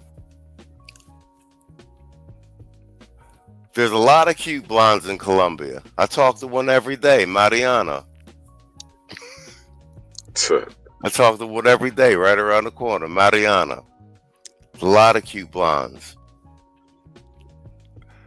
As far as women go, man, Colombia got fucking every flavor of woman you want. Dark skin to Spanish looking to just everything. You know what I'm saying? My man says, "Lucky man." Yeah, the broke Like, genius. Salute, sir. Salute. yeah. And Um, Theo, where's my Colombiana? man, if you come down here, you could definitely get hooked up, Theo. You'll have no problem getting hooked up with a woman down here. They're everywhere and available. Colombia is an open market, bro. You know what I'm saying? I mean, like, women are women everywhere. You know what I'm saying? The resources and that and that and the other, but femininity, like all the stuff we're missing here in the states, it's true. Um, like I said, I'm gonna check out Brazil too, because I get 6 months over here without an extended visa, so um 6 months Colombia, 3 months Brazil. Out of the year might be the move. Then 3 months. So that's 9 months overseas, 3 months back in the states. I mean, that's a good deal. Like like I said, my assessment just being here so far, as far as travel in general, and for black men, men in general, black men in particular, is there are 12 months in a year. Uh, and there's just no good reason to spend all 12 in the United States. There just isn't. And there's a doable solution for any man according to what his needs, his resources, and his time will allow. Um, you just got to work out a plan that works for you. And like I said, everyone I've run into down here, they got their own program. How they move, how they travel, what countries they like to go to, according to their likes and their tastes. Like there's no one size fits all for everyone. You know what I'm saying? But it's a bespoke solution. And but I will say this again: 12 months out of the year, there's no good goddamn reason to spend all 12 in the states consistently, year after year after year. You understand what I'm saying? And especially since I've been meeting all these dudes way younger than me and been doing it for years. So I feel like I'm late to the game. Like I lived overseas, but like I said, it was for business and employment related type things. But on my own dime as a travel lifestyle, what we call passport travel style now, I wasn't doing it. And like to see so many brothers doing it is it's mind blowing. And like I said, younger than me doing it well and been doing it for years. So I just be like, damn, like we all late to the fucking party and shit. Like that's how you be feeling sometimes. Like, damn, I'm late to the party. Well, you know what? Everybody comes to it in their own time, bro. Um, Late to the party, maybe a little bit, because I get that part. Because yet again, like I was out and I bought my ass back, Facts. but I was doing it. I had a warped perception. I was doing it on the dime of the GOV. You know what I'm saying? So I thought that's what I needed to make it happen. And you're a living testament, an example that, nah, not really. Mm-mm. No, no, you don't need all that. So if you can get something remote, like you said, the sweet spot is about 50K a year, bro. You good. You ain't got to worry about nothing. You ain't gonna Yeah. worry about shit. You'll live like a fucking king from now until until you know what I'm saying. The fucking sun will burn out before you go broke. Yeah, Um, and you can determine your quality of fucking living. Like, you know what I'm saying? Like you get whatever you want. Like I said, the apartment I'm in, like unless I walk outside my door, I wouldn't know I was in Colombia. Like, you know what I'm saying? It's nicer than the apartment I had in the States. I was in a really nice neighborhood. You know what I'm saying? Like I was in a really nice upscale neighborhood. You know what I'm saying? But I lived in an old building, like a historic building, you know what I'm saying? But like, you know what I'm saying? I got all the amenities. I got big 70-inch television on my wall, washer, dryer, nice ass modern bathroom. Like everything's modern. You know what I'm right, saying? right. And then, like I got housekeepers, everything. You feel me? Now, Like I'm but, but, here well, I'm but, here in this building for until the end of December. The dude who lives next to me, he been in this same building for 90 days. You know what I'm saying? bro, I'm moving to bro, my other Borgen. bro, you can't speed past that part. You said a housekeeper. Hmm. You got a housekeeper? Yeah, she comes and cleans the place once a week, does my laundry. Mm. How It much that cost? all the whole shit was 585. There it is. You got a whole house with a housekeeper for how much? 585. Okay. Say it one more time for the people in the back. You got a whole house with a housekeeper for how much? Yeah, 585. She cleans the crib, does my laundry. Um, like I said, so everything is included. And that's a what I'm paying. That's a third of my rent in the States. Actually, a fourth of my rent.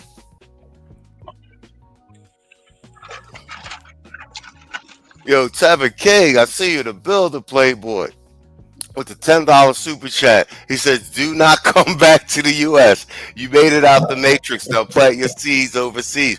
Yo, that's the thing. Like, yo, I gotta come back so I don't extend my visa. But like, it's a 30 days and it's a flight back out. That's what we were talking about. Like, um, trying to get you every year your 9 to 12 months. If you can, you're at least 9 months overseas. Like I said, Seven Campbell. It's Seven King. It's 12 months out of the year. There's just no good reason for any man, a black man in particular, to spend all 12 months, year after year after year in the United States. It's Yo, just not, like, in this day and age.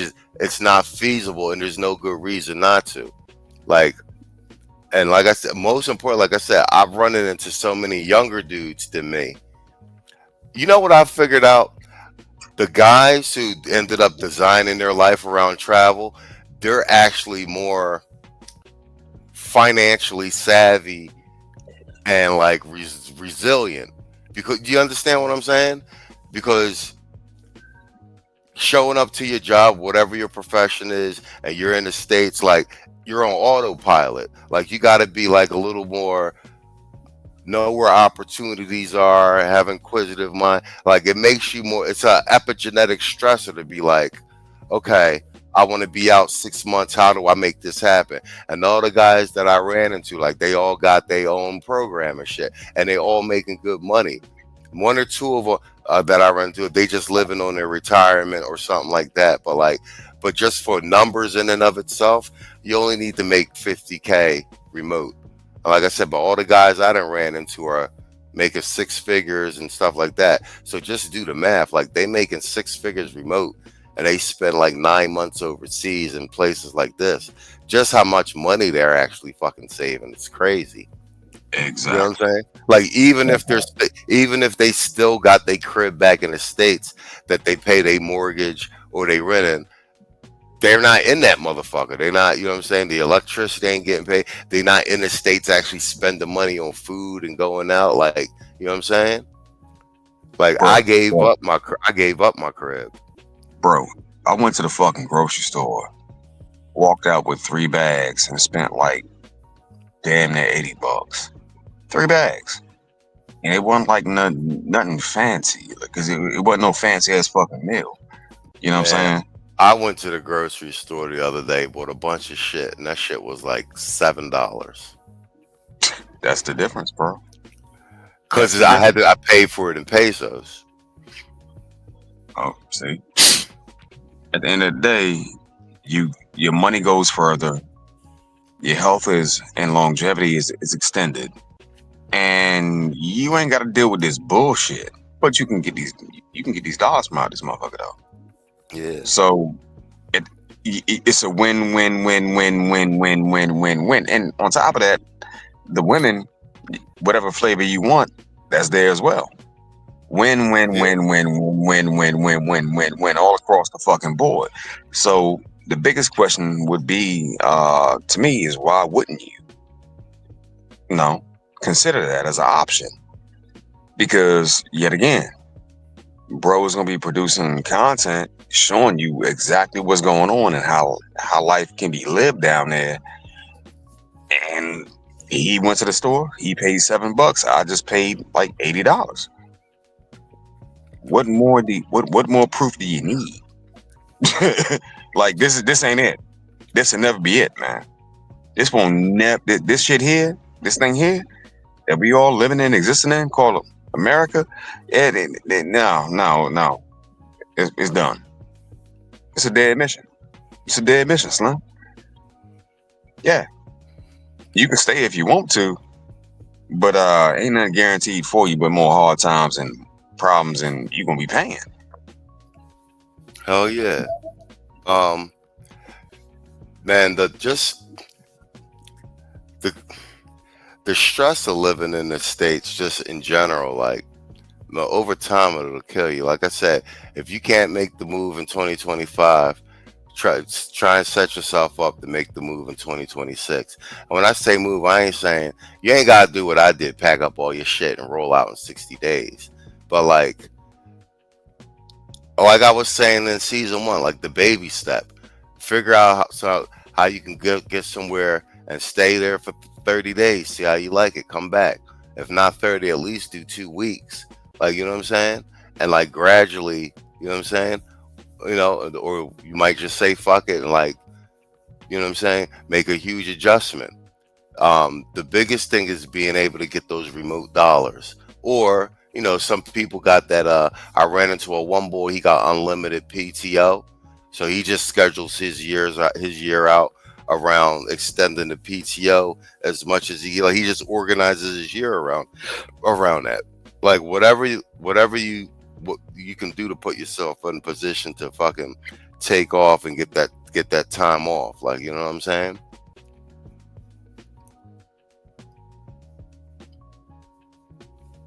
But like, don't let the position that you're in life, whether it's employment or your living situation, whatever, like deter you from that. Like, there's a solution. Do you know what I'm saying? Um, and if you're taking all these vacations in the United States, like, bro, you might as well save that money and just take one trip overseas. And the brothers did all the legwork from me. We done already identified the countries that's closest. Like, everybody telling you is DR, Panama, fucking Colombia, Brazil. They done already laid those out for you. That you could take the longer trip to Thailand or the Philippines, Europe if you want. Like, you're gonna find a country that's your speed. Like, you're gonna get there and be like, okay, I like what's going on here. I like the scene. You know what I'm saying? Like, I'm settled in here in Cali, Colombia, and like it's a good speed for me. Like, you know what I'm saying? I haven't checked out Medellin or Barranquilla or Bogota yet, but I hear they're a little bit more faster and stuff like that. I like that it's low key here. I can kind of just disappear down here and work. Like, 'cause I'm also down here to study for my cert for Theo's class. You understand? So I ain't gonna be out partying all crazy and everything like that. But I know where to go party if I want to or need to, if I get invited somewhere. So it's perfect for me. You know what I'm saying? So a lot of it too is like, what do you plan on doing when you get someplace? If you just want to go to party and ball out and be crazy, Medellin's probably the place for you. You know what I'm saying? You make some connects down there. Like, everybody, like I said, it's a bespoke solution. Do you know what I mean? But make the contacts over here, um, so you know somebody on the ground. Like, do your homework, you know, and and absorb the culture where you're at too. Like, you'll have a much better time if you come in and drop the whole American thing and immediately try to absorb the culture and make friends and stuff like that. Like, you'll have a much better time. Like, I only been here 3 weeks, but like, I'm cool with everybody. Like, I frequent like a little joint right around the corner from me that's open to one. I know the owner. They be like, yeah, as soon as I come in. You know what I'm saying? Like, and then motherfuckers look out for you too. If you're a cool dude, like, you know what I'm saying? Part of that shit too. If you're a stand-up dude in the States, you'll be a stand-up dude overseas, and it'll actually go further. Like, you know, you know, and really just be yourself. I've traveled before, but like, being genuine, like, people can feel it on you even if they can't speak the language. They feel it in your handshake and the eye contact, and like, you know what I'm saying, and stuff like that. Like, so yeah, and I'll speak on this. Colombia is dangerous, but it's just like any other place in the States. It depends on where you got to know where to go and you got to know how to move. But it's just like in the States. Like I'm in Philly, right? But like, let's just say, for example, like, there's parts of Philly I can't go if I don't know nobody in certain neighborhoods because they're gonna be like, who the hell? You know what I'm saying? It's the same thing like in any other country. Like, you know what I'm saying? bro. Like, you It, gotta this know, where to go, how to move, and who to go with. Somebody be like, hey, I'll come show you around, like that. It's the exact same thing.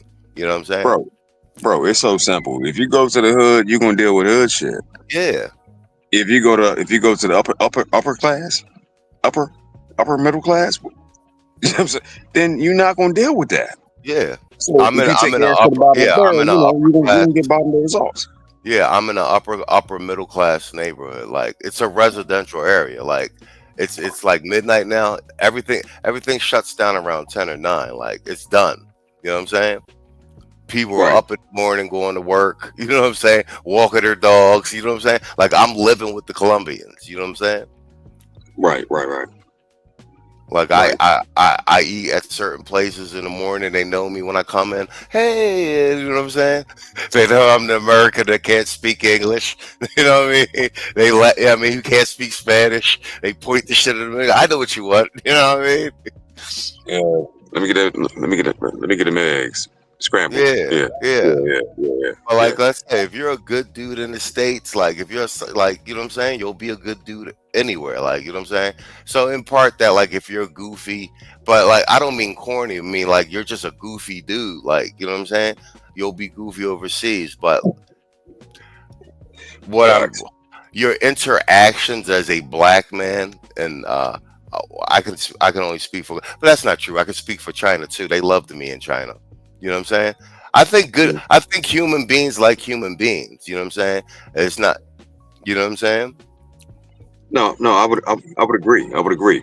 Because like, just like even whether I could speak the language or not, that whole pointing thing, yeah, I did that. Hmm. I don't know. I know sprechen the Deutsch, but I'm still in Germany though. I'm gonna Hmm. point here. Let me get that. I'm gonna point there. How many marks is it? That's it. You know what I'm saying? So, but if you're a piece of shit as a person, here you'll be one overseas. Hmm. That's a fact. That's a fact. Straight up. Wait, Straight and up. put Theo's join back on the screen. Oh, he's like, Yeah, yeah, I yeah, told I you told guys. you guys. Yeah, Yeah, yeah. I'm gonna repeat this again. Like shout out to Theo Waff because so much of this move is uh Theo's a part of that. Do you know what I'm saying? Like Yeah. Yo, I wouldn't be able I wouldn't have had the confidence when Naaman and Quiet Storm pitched it to me. Aside from the channel making a little bit of money every month, which isn't anything spectacular, but it's a nice amount. Um, but if I wasn't in Theo's class, and if I hadn't gone, I'll repeat this again. If I hadn't gone through class 5, which is the GCP, and then if he hadn't grandfathered me over into class 6, which is the AWS, and if I hadn't done reasonably well, and then I got Naaman in class now too, so I get to study with him.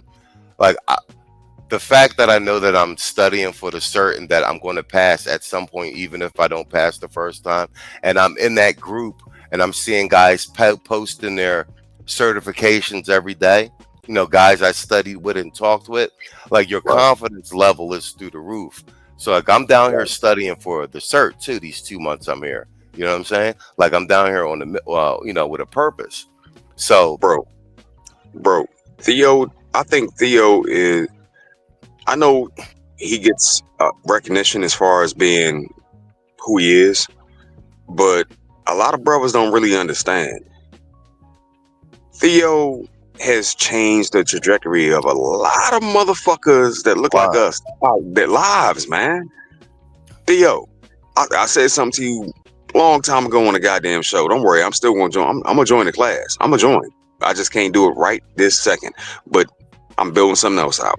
But Theo has put in his time, Slim, and he's helped so many brothers achieve what you doing right now, man. Like, it's amazing.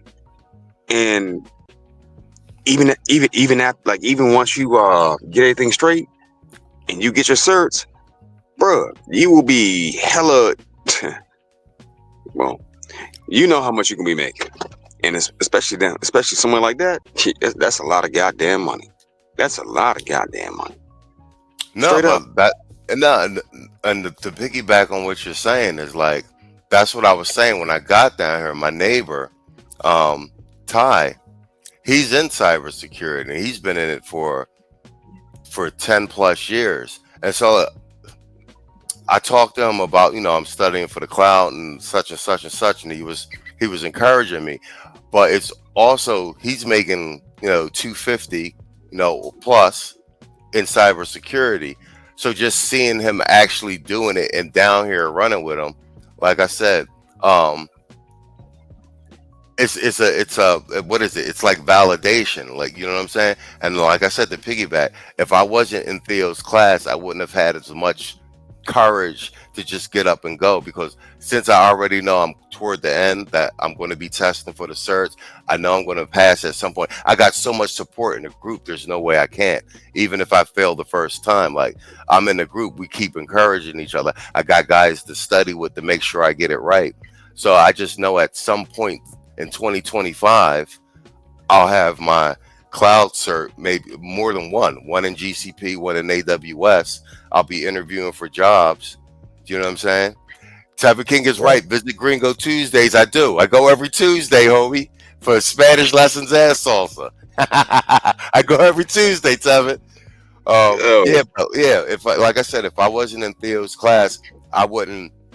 Even though everything's not set up right, I know at some point in 2025 I'll have those certs. I'll be interviewing. I'll be in a completely different industry than banking, and like it's only a matter of time before I get hired, and I'll really have the finances to finance being overseas. You know what I'm saying? And but the fact that I could do it now on a shoestring budget is still testament that it's possible, even without making the six figures. You feel me? facts. Hold up. Theo said Chewbacca help me. Chewbacca did help. Chewbacca did help him. Oh shit. Quiet storm. Big bro, I appreciate you, family. I do. I do. And see, that's what this network is about, man. That's that right there. That right there. Yeah. It's the information, the sharing of resources, and brotherly love. Like ain't no funny shit, dog. Hmm. Motherfuckers be looking out. I had I told you what happened to the truck, right? Yeah. Bro, my truck went down. I was in between motherfucking projects. I shot a text to motherfucking Saul Slim, because I had 500 in parts for one job that was way the fuck down the road, and another 1,000 in parts for another job. More or less, I'm riding on flats as far as my pockets. Saul shot me a cash app because I was flat broke, Slim, and my truck died. Head gasket blew smooth the fuck out. You dig what I'm saying? Hmm. And nigga, it's me. You know what I'm saying? So you never know where you're gonna end up. You never know. Straight up. Bro looked out. I'm the nigga that's always helping niggas, but guess what? I turn out needing help. I'm the nigga that needed help that day. And bro, he stepped up. Then he took another step further and was like, yeah, this tow company here, they charge this much. And another one, this one charges that much. I'm like, God damn. Yo, Saul, calm down. Yeah, that's Saul. You ask him, so he'll do the research for you like a motherfucker, and then be like, here's another option. Here's another option. Yeah, Saul do that I'm to just me saying, all the Slim. time. Bro, the network, your network is your motherfucking net worth, man. Shout out to And Kevin Samuels. I was saying that to you, and to Quiet Storm on the call. Like a lot of what Kevin, a lot of the precepts and maxims that Kevin put out, like them shits is the truth, and I'm seeing them play out in my real life. Especially what Kevin was saying is like, yeah, about your network being your net worth. And like I said, I'm glad we decided to do these weekly check-ins. This is the first one, contracted this dual stream, so I could let brothers know what's going on behind the scenes down here in Colombia. Shout out to Slipknot. I see you, Playboy. Just so everybody that's in the member section in Patreon, they knew about the move before everybody, because I was posting trailers and shit. And then also you guys will see, that's why in those trailers, there's all those clips of Theo talking about the class, because I needed to incorporate that to show, okay, I'm making this move, but being in Theo's class is such an intricate part of me being able to make the move, because he's teaching a high net worth skill set that allows you to work remote and to finance this travel lifestyle. So that's an Mhm. endorsement for brothers who are interested in traveling and want a high net worth skill set that'll allow you to travel. I mean, Theo's class is a no-brainer, and just like you said, it's not going to be easy. You'll have all the support you need, but you're going to have to do the work. Like I'm down here in Colombia, but don't get it twisted. I'm here to study. I put in my couple hours every day, and starting in January, it'll be double up because I won't be running around with my man Ty. That's the other thing I want to say. You got to plan when you come down here, but when you touch down in a new country, you got to adapt and adjust. So I ran into the homie, and he was willing to take me around and show me everything and make sure I can get around by myself and be good down here. So I had to readjust my priorities and be like, okay, when he ready to move, I'm just gonna move with him because he's only gonna be here for 2 weeks. So I gotta absorb all that information and then get back on my program after he roll, because it's important to be up to speed in the country where you in, be able to get the fuck around, know where you're going, know where not to go, know how to move. So that's the other thing. You got to adapt and adjust when you touch down in another country. Like when the opportunity arrives for you to get quality information, stop what you're doing, use your ears, use your eyes, pay attention and listen. You know what I'm saying? And Facts, facts, then facts. and then get back on your program. You understand what I'm saying? Like when me and Saul ain't hear from you, I told Saul, give him 2 weeks. Give him 2 weeks. Because I already know. I've done that already. I've been expat. I know what it's like when you get dropped off somewhere, man. Once you get dropped off, you get dropped off, and you got to figure shit out. Kofa dropped a super chat. Hold up. God damn. My bad, Kof. I'm sorry, sir. Shout out to Kofa with the $10 super chat. He said, Quiet Storm is a man of his word. That is the damn truth. Quiet Storm bought my Yes, sir. ticket for Quiet Storm bought my ticket for next year. He bought it when he was at the conclave. He said he bought my ticket for the conclave of two. Damn, Quiet Storm. Now, how many tickets you done bought? Because he bought mine too. He bought my ticket to the conclave in 2025. He bought mine too. So I'm gonna see Yo, you in Miami too, Kofa. He said I missed this year after finding out about my son. Yeah, Kofa, I seen you on Facebook with that. I was trying to follow the story. I'm like, is that his son? And he refused. He refused for me to miss this year, and so do yo, I.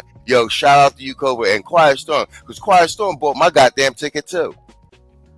Quiet Storm has been, um, man, I don't even know I can't even think of the word to describe it.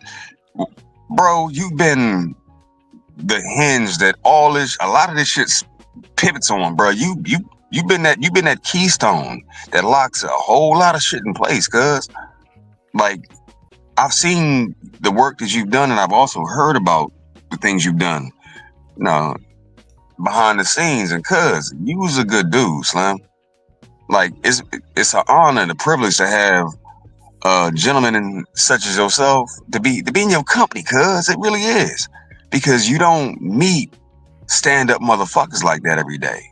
You don't. And he's a man of his fucking word, for real. I Oh highly yeah, suggest y'all don't piss that nigga off though. yeah. Staying is good, great. Don't piss that nigga off, because I don't think there's no way you can hide on earth, nigga. I don't. Not for Yo, him. put Theo Waff's comment on the screen. The one he says I gave 3,000. There, Oh, there we go. damn. There we go. Theo Waff says I gave $3,000 to a student who needed it in the class. Now I'm trying to find him a job. This group with the conclave is indeed unique. Get this man a round of applause.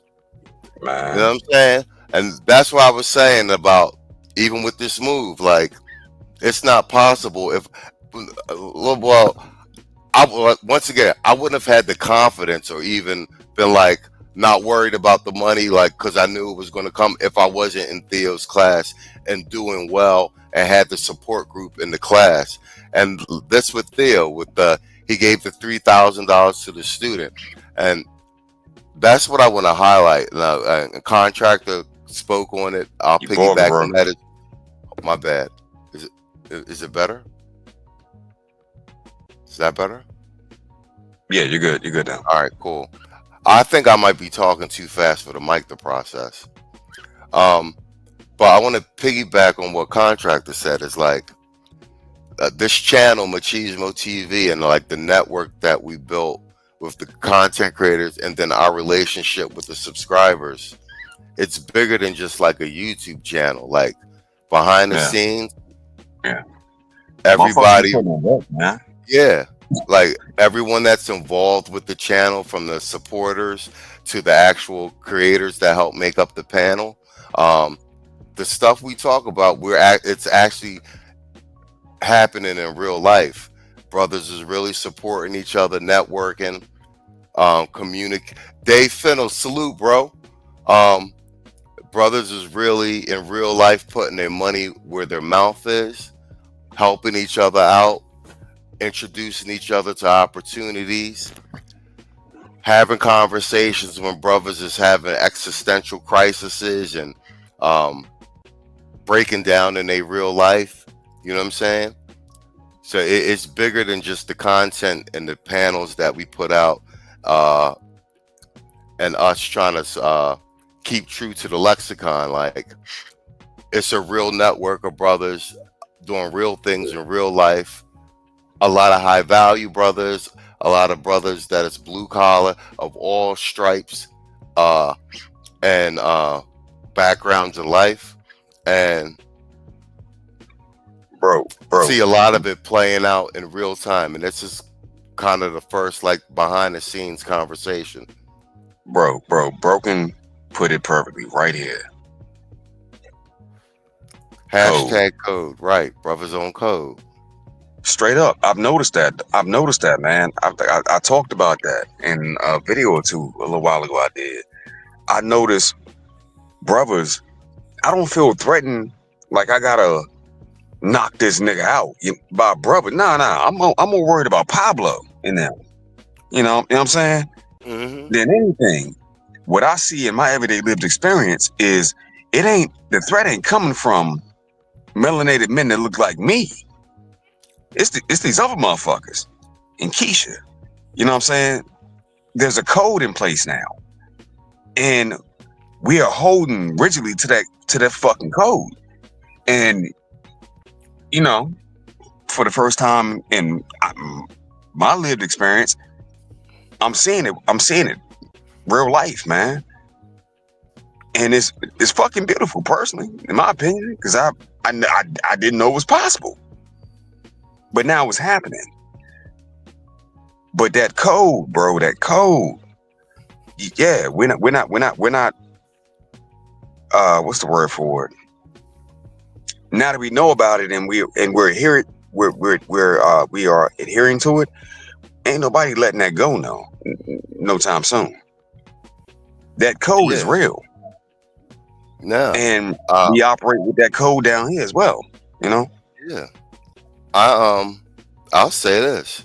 I haven't been able to build like this with brothers and at any other point in my life, like consistently, than when we started doing what we was doing with this channel. And I'll also say this, since we started streaming season 1 and started to really build the channel, this is like my first, we at what? We beginning of season 7. This is my first chance to rest since season 1. You know what I mean? This is really, bro. This is my first chance to rest since season 1. So, it's a big exhale for me. But I wouldn't be in Colombia without the channel, without the brothers on the panel, without all the brothers that work behind the scenes. Um, like I said, like shit, Quiet Storm that met my homie name, and I haven't even met Quiet Storm. That's what I'm saying. Uh, Yeah. and that's all around the conclave. So truth be told, I wouldn't even be here without the conclave, because Storm met Naaman at the conclave. You know what I'm saying? And Naaman was at the conclave because I was trying to get him into Theo's class because he's already a computer engineer. So that's what I'm saying. Is like, and once again, I mean, I got to big up Quiet Storm crazy because there's a behind the scenes story. But like, I I contacted Quiet Storm before the conclave to be like, yo, look out for my homie. He gonna be down there by himself. Naming Pakistani. So he's like the only Pakistani boy there. You know what I'm saying? So I was like, man, look out for my homie. Like naming younger than me, like my younger brother and shit. So Storm hit me up at the joint. It was like, yo, is that your man with the hat? And I was like, yeah, man, look out for him. But if I didn't put Storm on naming, I wouldn't even be here because I got some bad news while they was at the conclave, and I sent it to Storm. I ain't no Storm showed naming the fucking information. You understand what I'm saying? And they never Right. said shit to me. But all at the conclave, they was planning this they was planning this Colombia shit for me without me knowing. I got back from Panama, and then these dudes hit me up 2 weeks later. It was like, look, me and Quiet Storm got a plan. Blah blah blah blah blah blah blah. They gave me the plan. Like they planning my life out. You know what I'm saying? You know what I'm Yo, saying? So you like, see, and like, if the brotherhood wasn't there, like you know how I am. I'm a stubborn nigga. You know what I'm saying?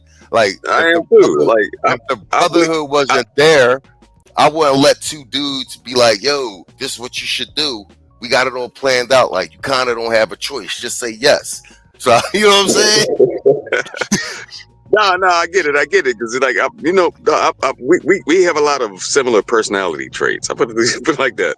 I'll bleed out. I'll just bleed out. Fuck it. Fuck it. But if I didn't, if there was any question of that brotherhood, I'll bleed out. Fuck it. It is what it is. I'll figure it out. Or I move this and I'll do this and I'll do that. You know what I mean? But I knew. I was like, shit. Let me just go ahead. Let me just go ahead. Mm-hmm. And like, I didn't like after it was all resolved. I told you about the whole thing. You were like, damn. I'm like, yeah. So you doing your thing. I think you would like in your second week there Mm-hmm. down there. And I'm like, yo, bro, I can't believe this shit happened. Head gasket blew, and then got water in the motherfucking and oil, and then it went into the engine and shit. And it was just like that. I'm like, nigga, I almost died last night. It was a bunch of shit. Yeah. It was a bunch of just unexpected shit that all hit everybody at one motherfucking time, bro. And wasn't nobody really ready or prepared. But the brotherhood, though, the brotherhood came through in the clinch. So I get it. And yes, Storm does need his own. Quiet Storm does need his own action figure, goddammit. Because he be out here making shit happen. You're right, Gunmetal Guy. You're right. You're right. You're right about that. Because Storm be on some, Quiet Storm be on some other making shit working behind the scenes. That's why I love this channel and everything we built around the brand and the network and stuff. Because like I never would have. There's no other than the channel and the internet. There's no way I would have met all of you guys. You know what I'm saying? And been able to build and build something and interact and build trust and camaraderie. Because we're all scattered all over the country. You know what I'm saying? None of us have met in person. Facts. You understand what I'm saying? Like that's just unheard of. You feel me? No, facts. I like what Slipknot said. Hold up, let me put this up real quick. Yep. At the end of the day, ain't no more beef no more. Yeah. It's brotherhood and camaraderie, bro. You know what I'm saying? And I know our counterparts can't stand it, but yeah, I think we're doing good. Like, I never experienced this level of camaraderie outside of war, dog. Facts. Straight up. Facts. Straight war. Outside of war. That's facts. And it surprised me. Now, there were plenty of paper colored people that didn't look like me that hated my motherfucking guts. But nigga, you need me. You know what I'm saying? And when shit got funky. They were like, help. I'm like, all right, But outside of war, nah, bro. So, brothers, we didn't change the game. We changed the game and also the game plan. Because before they would pit us against each other. Now you can't get me to fight my brother. Fuck all that. Yeah, I mean, no, I mean, like, salute to you, Zoo Contractor, too. Like, now and I'll say this to everybody in the chat and everybody that's going to replay. Like, we didn't really build something special with this Machismo TV brand. Um, Bigger than I ever expected, and I want to thank y'all all for supporting the channel. And like I said, the Sunday streams are coming back. I missed them as well. Like I said earlier during the stream, it was therapeutic for me every Sunday to just talk with everybody and laugh and joke, and what I'm saying, we had good times on those. It would be a good times on those joints. So we bringing them back. I'm finally set up good and everything. But yeah, none of this is possible without how everyone supports. And like I say, even though we haven't been streaming every Sunday, I still see everybody you know on the community tab and stuff like that, still bigging up the channel and checking us out, man. Like, we really appreciate it. Yeah, Theo Waff said it right. Remove Keisha and men stop fighting each other. Yeah, and I'll piggyback on that. Ain't that some shit? Yeah, I'll piggyback on that. Like, all the guys I've met down here, that've been traveling, there's no conversations about Keisha or women in the States. Like, that shit don't even come up. Nobody's complaining about women, like bro. And like, everybody that I met, like, no, I don't know nobody that's dating an American woman back in the States. Like, they don't even fuck with them. It's not like no hate or no. It's just they're an afterthought. They're not even an issue. And I don't think that Keisha's really understand, like, how much of a segment of black men, especially ones that are traveling, like, they're not even in the equation anymore, bro. Growth Talk says what? We're the John Wick home. Wait, go put that back. My bad. We're the John Wick Assassins universe. We're everywhere, and that's the great thing. Yo, he's spot on. Facts. Fucking facts. Yeah, but Keisha's the afterthought, man. Nobody that I've met, and I hang out with my man Ty every day, bro. We don't talk about American women at all. We don't talk about dating, like, none of that shit. Like, they're not even nowhere on the radar, bro. They don't exist outside of this place, man. Yeah, that's what a lot of brothers don't understand. Like, once you leave this bitch and you get away from this place and you see a different way of doing things, Broken just said it, global. You go global, you ain't thinking about no motherfucking Keisha. No, that's not even a thought. They don't exist in your mind at that point. You know what I'm saying? You thinking about? I think about it. Like, I've met no man down here that's talked about an American woman, let alone a Keisha, or said they have a girlfriend at home in the States or nothing. Like, everybody I met, no one dates America. Like, they go back to the States, but they don't deal with American women at all. They get their money. Everybody's kind of like, what's the point? Like, you know what I'm saying? Like, you know what I'm saying? Like, it's almost like if you like, well, if they give you this look, like, well, why on earth would I do that? Like, you know what I'm saying? Like, I'm out of the country 6 to 9 months of the year. Like, why would I date an American woman? Like, that shit's not even on the table, bro. That's not an option. Bro, if you bring a subject like that up, that's like your dog turning his head at you. When he cock it to the side a little bit because he don't understand. Like, fuck you mean? Fuck you mean? No, it's not real. It's not even a thing. For those that choose to stay here, guess what? It's a thing for you. But once you leave, it ain't a thing no more. It's not, and you'll find out. Once you get the fuck up out here, though. But you got to get the fuck up out of here. So, brothers, dog. Shining example right here. Machismo did it. Blue Book and go. Blue book and go. And whatever combination works best for you, hey, you choose. That's up to you, man. But boots on the ground, information is always best. And he ain't gonna lie to you. He gonna tell you the truth. He just Oh straight up yeah. what is. What is, you know what I'm saying?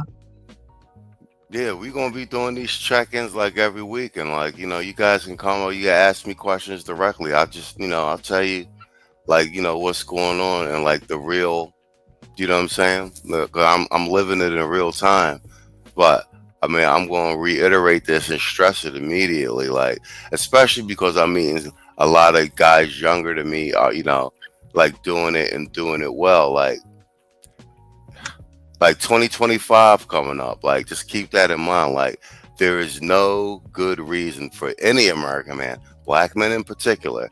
You got 12 months out of the year. If you can't make it happen in 2025, start thinking about 2026. You be there in May, I'll probably be back in May. I'll probably be here in May too. I come back in March, April, May. Yeah, I'll be here in May because I'll fly back to get my full 6 months. All right, so we can link up, Theo. We can coordinate that. But there's no good goddamn reason for you to spend all 12 months in the States if you can't do it next year. But I'm talking about year after year after year moving forward. There's no good reason. Like, you're gonna, you know what I'm saying? And if you run into someone when you're traveling and it's like they got it all set up, keep in mind that this man has really planned this out. Like, so when you meet him and like he's moving the way you want to move, keep in mind that you know he's a for him to be in this position, he planned this shit out. Like, you know what I'm saying? Like, you need a plan. You know what I'm saying? But you don't have to have it. My point is, though, you don't have to have it all figured out. The most you need to figure out is 30 days, and you work it out from there. You know what I'm saying? And that means you, that 12 out of that 12 months, now you only spent 11 months. You know what I'm saying? And you'll work it out from there. Like, if you have a good enough time, you know what I'm saying? If you like the vibe enough, if you can, you know what I'm saying? When you get back to the States, you'll start figuring it out. Okay, how do I figure out, how do I spend more time out of the country next year? You know what I'm saying? And I'm telling you, the sooner you start, the better. You know what I'm saying? I ain't gonna say how old I turned this year, but I'm meeting dudes in their 40s. They a lot younger than me, and it's on this travel shit. Like, they just way ahead, and I'm just like, man, I should have been. I will say this: like, when you touch down and it hits you, and you meet the right people, the first thing you gonna say to yourself is, I should have did this shit sooner. You're I'll gonna tell you say, like this. You be at that motherfucking airport getting ready to fly back. I done seen grown men shed tears. Grown men, grown ass, hardened ass, been through war, hell and back men shed tears. I gotta go back to this motherfucker. You know what I'm saying? That's real.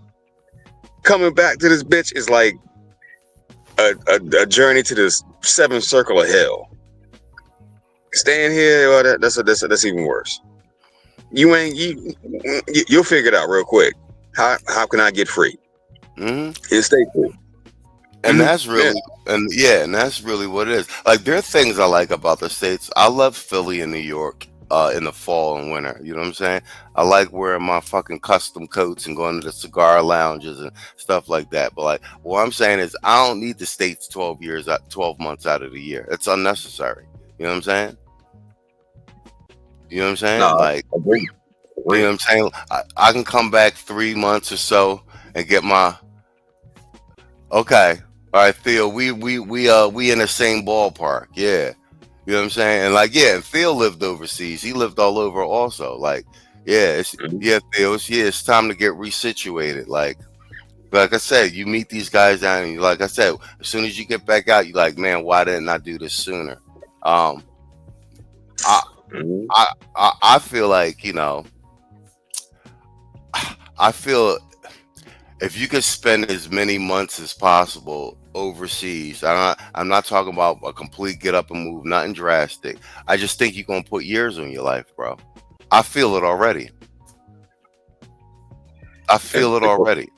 You're gonna put Equate. years on your life. And I seen these dudes. Man, I be seeing dudes in their 60s. They all spry and jumping around and running around with pretty young things and everything, like little kids and shit. Bro, that's because Like they ain't got do that you? nagging ass motherfucking wench around them trying to suck the rest of their soul out. Yeah. Financially, physically, you know what I'm saying? Nah, no. The U.S. will beat you down, and like I said too, also like that, the leverage of that American dollar. Like you ain't got to get out and you know tear the town up all the time. But the thing is, like, if you want to, you can. You know what I'm saying? But the balance is good. I see dudes down here just wilding out, going to town. You like, man, you better take it easy. You know what I'm saying? Because whatever you want to get into, you can get into down here. But you know what I'm saying? Like the dudes that down here with a plan and like they shit is balanced. Like like I said, my neighbor, like he make that 250K plus he got properties and all that. Like, but he be working every day. You know what I'm saying? But when work is over, like he got money to burn. Like, you know what I'm Right. saying? Like, bro, Right. you've been in Colombia for 90 days. You make 200K, 250K a year. Like, bro, you know what I'm saying? When you want to get out and do what you want, like you could do what the fuck you want. Like, you know what I'm saying? Like, bro, you could do what the fuck you want. Like, bro, that's money. Like 50, if you making 50K remote is money down here. 250K, bro. What is we talking about? And my That's like, man don't like go yeah, to the steak. Like there's like you go to if you take a car down to Granada, that's where like all the nice restaurants are and like the nightclubs and all that shit. He don't even do that shit. He be like the local shit. So like the money's like triple extra long. But like my man party for his few hours, man. Motherfucker be back here at like 10 o'clock at night. Done. He got work in the morning. Like, bro, it's crazy. You know what I'm saying? well, I think one of the biggest things that, one of the biggest takeaways I took from um, doing the show was we preach a freedom doctrine Mm-hmm. and actual actionable steps to make that freedom happen. You know what I mean? And a lot of motherfuckers, well, no, I'll dial it back. Some motherfuckers were like, "Oh yeah, well, I don't see him doing nothing." Well, no, we've been doing stuff. It's just been behind the scenes. Everything ain't for everybody. All your skin folk ain't your kinfolk type shit. So yeah, proofs in the pudding, people. Machismo down that motherfucker making it happen right goddamn now. And we gonna be doing this every week, man. And I don't know. I don't want you to burn up your internet. So No, we good. I'm on. I switched back over to the Airbnb's fucking internet. I just wanted to make sure I okay, stopped Borging and shit. You know what I'm saying? okay, Yeah, bet. like but the main piece of the stream and everything, we running off that good old USA unlimited internet. There it is. There it is. But yeah, man, like it's possible. It's possible, bro. It's possible. At the end of the day, what he's talking about and the things he's gonna be reporting back on, that could be you too. Now, for my expats, y'all know, Theo know, people that travel the world, yeah, Quiet Storm know. Well, we need some more brothers reporting this good news back, because it can happen for you too. You just gotta make the choice. And so what? A bitch over here talking about, it was one little hoe that was on Kendra G talking about, yeah, he has to make 300,000. She was a pretty bitch. Okay, cool. Or you can make 50,000 and that sweet spot and get a fucking supermodel and be out the country, man. I'm not saying do it all for the bitch, but you could have you a very beautiful bitch and only be making 50,000. Like, why would you want to stress yourself to make 300,000 for a jump that's average at best. Use cash word at best in Colombia. Come the fuck on, dog. Come on. Get an average ass jump, and the hoe she ain't trying to cook, she ain't trying to clean, she ain't trying to do nothing. And when you ain't looking, she gonna be riding on a whole nother pole and eating her girlfriend whole. Like, nah, man, no. You brothers deserve better. Staying stateside, nah, that's not it. That's not it. That's not it. My personal opinion, just my personal opinion. I think the future of our community looks like a bunch of melanated men with wives from everywhere, not Yeah, the neighborhood. I agree with that. I agree with that. You know what I mean? Mm. Like, I'm not planning on getting married or having any kids. Like, I'm past it. I tried to get married 3 times. I dodged the bullet. So this travel shit's perfect for me. Like, you know, you know what I'm saying? You know what I'm saying? I'm free range women. You know what I'm saying? You know what I'm saying? Not getting tied down to like, this is perfect for me. You know what I'm saying? I ain't looking to get married. I ain't looking to boo thing and everything. I just want to make my money, travel, wake up with something pretty. Like, you know what I'm saying? Like, you know what I'm saying? And it don't matter. Like, you know what I'm saying? Like, I ain't over here looking for a wife, so this shit work out perfect for me. Man, Slipknot said Keisha hates to see a black man get a good deal. Yeah, they Yes. do. And like I Yes. said, like every black man I done ran into over here, man, they got good deals. Everybody got something going. You know what I'm saying? Mm-hmm. You got Yeah. the guys talking to a bunch of chicks on Instagram and the dating apps and doing a regular dating thing.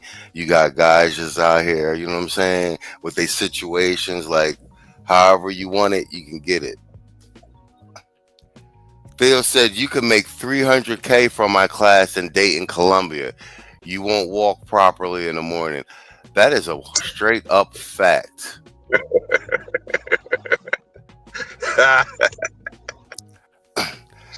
In Colombia, it's free. I call it's free range women, man. Like the culture is different. Culture is different. You know what I'm saying? You done bust so many times you can't even bust no Bro, more. let's just say in Colombia, Ain't nothing left. vagina is abundant. Whichever way you want to get it, it is abundant. No, no bullshit. No And that's bullshit. why the men don't take no shit off their women, because look, bro, it's different. It's not set up like the United States, and technically, the majority of the world is like this. Like what's Yeah. going on in the States is abnormal, bro. Nah, real shit. Like most people don't. You know what? I had a conversation with the wife um a little while. In fact, it was today. We were discussing the current state of affairs as far as where we're at and how people are acting and reacting. And these crackers are starting to lock a lot of these um dogs, well, a lot of Keishas up like that. Yeah, To make a long story short, the shit I explained to her months ago, were like, yo, this is coming down the pipe. She was like, whatever. She wasn't really trying to hear it. I'm like, be hard headed and you'll find out. Long story short, it's video after video after video that she's pulled up of, them getting their ass whooped and arrested. And I'm like, you do realize that everything we talked about months ago was starting to come to fruition. She was like, yeah, I see it. She was like, well, what can I do to, dodge that fade? I was like, well, don't look nothing like them. She wears a hair wrap. She dresses very modest. Making a long story short, I'm like, that may not be enough to save you, because Keisha's out this bitch catching a fade but hard, bro, they've hard. They ruined they've are ruined their hard. ethnic image. They've ruined their ethnic image. Yeah, And yeah. shout out to Kevin Samuels, because Kevin Samuels is the first person to put black men on notice about protecting their ethnic image. Like Kevin's the first person I ever heard frame it that way. Brothers have been on it ever since. Even Yeah, especially after Kevin's death. Like we've taken it very serious about protecting our ethnic image, while Keisha has done the opposite, and now we're starting to see the fallout of that. The black man's ethnic image is pretty good. The Keisha's global image is just trash, and they're doing nothing to repair it. bro. It's more than just trash at this point. They put in hands of eating these hoes, Yes, sir. and it ain't. I just look like, well, I can't do nothing about it. Like I find myself having to agree with Brad at some time when I see these videos. Like they be yelling and screaming and shit, being like acting a whole fool before they get arrested. And when they finally get arrested, now they want to cry and yell some more. And it's like kick, fight, punch. We could never do none of that, dog. Not us. Nah. You would have been neutralized right then and right there. But now they're starting to catch the wrath of their ragged ass behavior, bro. And they getting fucked up out here, straight up. But they won't try to self correct. It's amazing, dog. Now I had a you gotta let Keisha go off the cliff, bro. No, I agree. I definitely agree. I definitely agree on that one. But watching it, you gotta let nature course correct itself. You know what I'm saying? At some point, that part of the species will decide for self-preservation that it needs to make an adjustment or it won't. But the black man's heading in the opposite direction. And these male spaces, I'll give us one credit for that. We do be holding each other accountable with regard to our ethnic image. You know what I'm saying? Dudes be, people we be reviewing the brothers doing goofy shit online, and we clown each other on that. Like, but that's the aspect of protecting the black male image. And like I said, shout out to Kevin Samuels for that, because he's the first person I heard say it, use that lingo with regard to that, and frame it that way, and put brothers on notice that about protecting the black male ethnic image. And I think to the credit of these male spaces, the black male spaces in particular, we've done a very good job with that post Kevin passing. well, question for you. I think it's gonna be like maybe 30 to 40 more years of Keisha and them, and after that, I think they're gonna be gone. It'll Well, be like the dodo, bro. yeah, and then a lot of these old post-war ones giving the bad advice, they're going to die out. The internet recording already see You're the borging. You're borging. okay. Is it better? Yeah. Okay. You already see Oh shit. It's doing it again. again. Once again. Give me a second.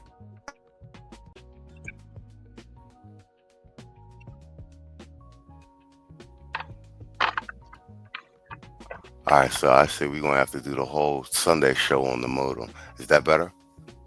Yes, sir.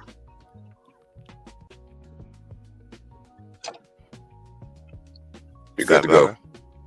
Yes, sir. Yeah. You're good to go.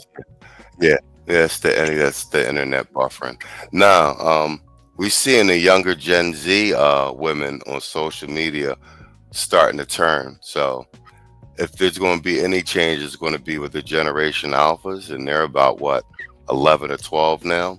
So if the alphas don't save them, they're dead. But I think these Gen X and these millennial women are going to crash out and burn so bad. There's going to be so many of them single without children, homeless, depressed, on meds. It's going to terrify the shit out of Generation Alpha women. And then, black men in general are becoming so indifferent to them. Like, you know what I'm saying? Nobody, they're getting knocked down. Ain't nobody dating them or marrying them. Like, I think Generation Alphas are just going to, women are just going to be terrified of having the same life as the women that they see before them. the Z's that crash out the millennials and the X's. Mm, You know what I'm saying? I think you're right. I think you're right. I'm more or less. I'm prematurely trying to put a timeline on it though, because I 30, maybe 40 years, definitely within 50. I don't see um that that a large population of ADOS people at all. I see a bunch of black men or so-called black men and their wives from other places, Oh no, I but agree. No, I don't see these hoes nowhere, no, I nowhere. And that's agree. I agree. No one's marrying them already, and there's more of them than us. So Gen X women are done. Millennial women are done. Half of the Z's are done.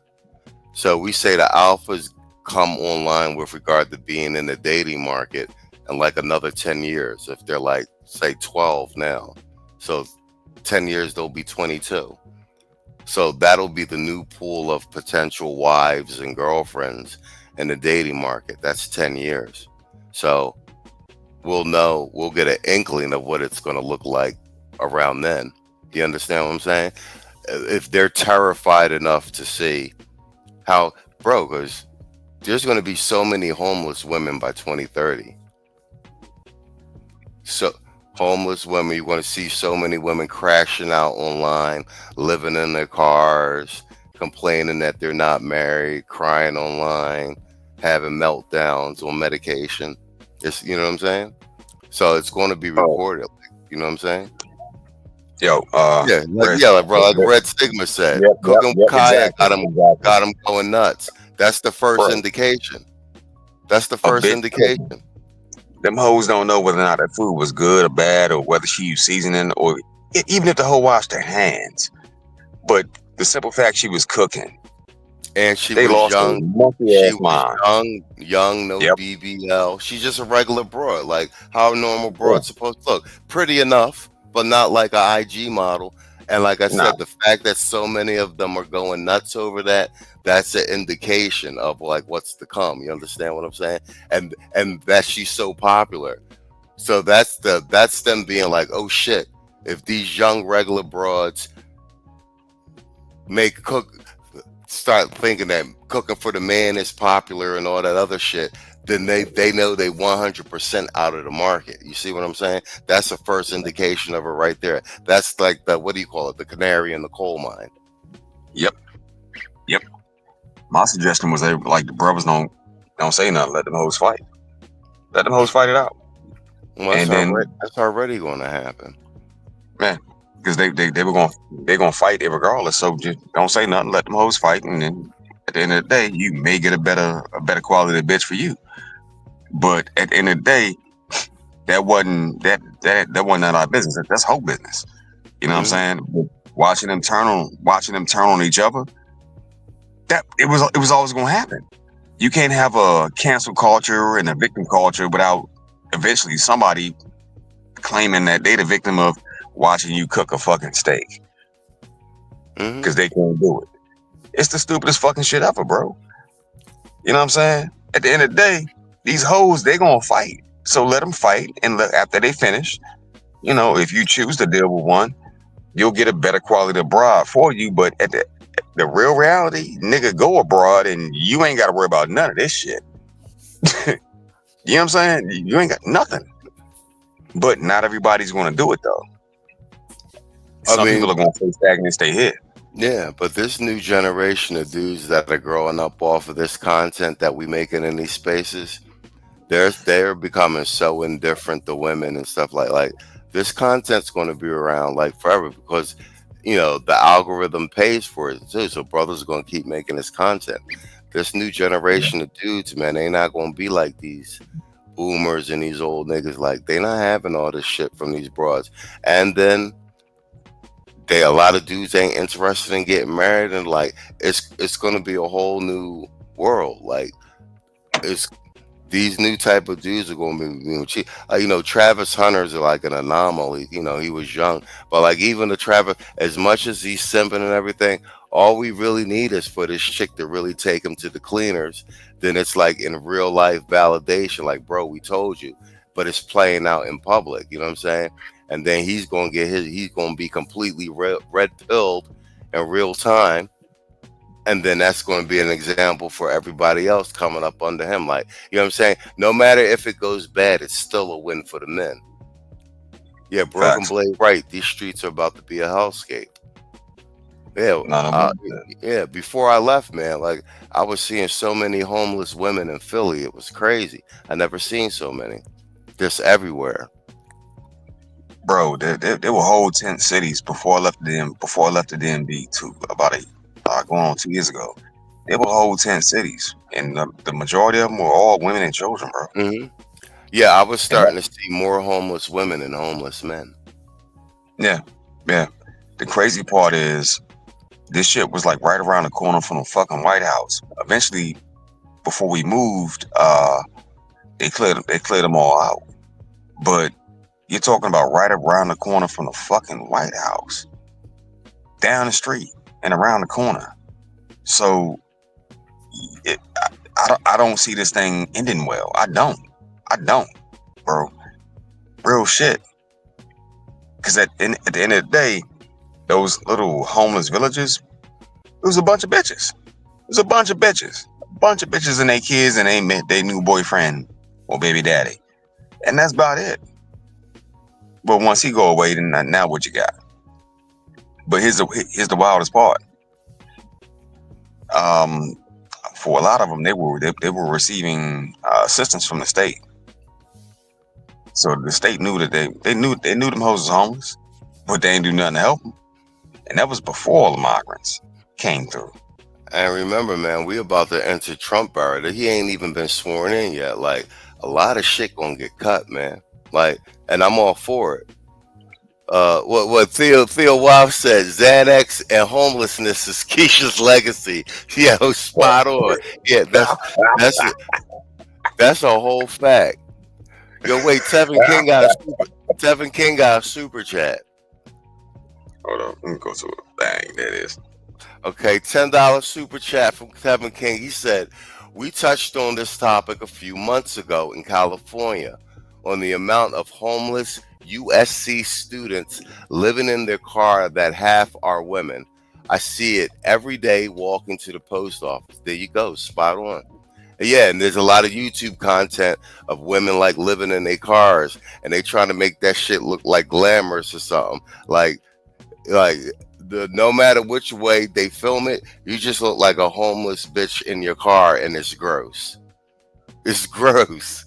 Bitches washing up, bird bathing in like little Oh fucking man. like little bowls of water, bro. It's gross. Nah, bro. Call it Putting what on it their is. makeup in the It's called car. a hoe bath. A hoe bath. Yeah, a They whole hoe bath bath, in the sink.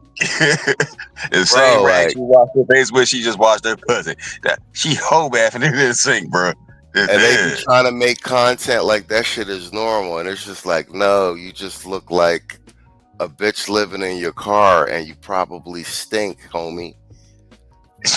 Theo Webb said, oh, it will end well with them forgotten homeless begging on the streets while we have an excellent women abroad and families. This is the way. Yo, that's not bull. That's no bullshit. And I will reiterate by saying, like, brothers, the sooner you get started, the better. It's 2025. You may or may not be able to take a trip or make it happen in 2025.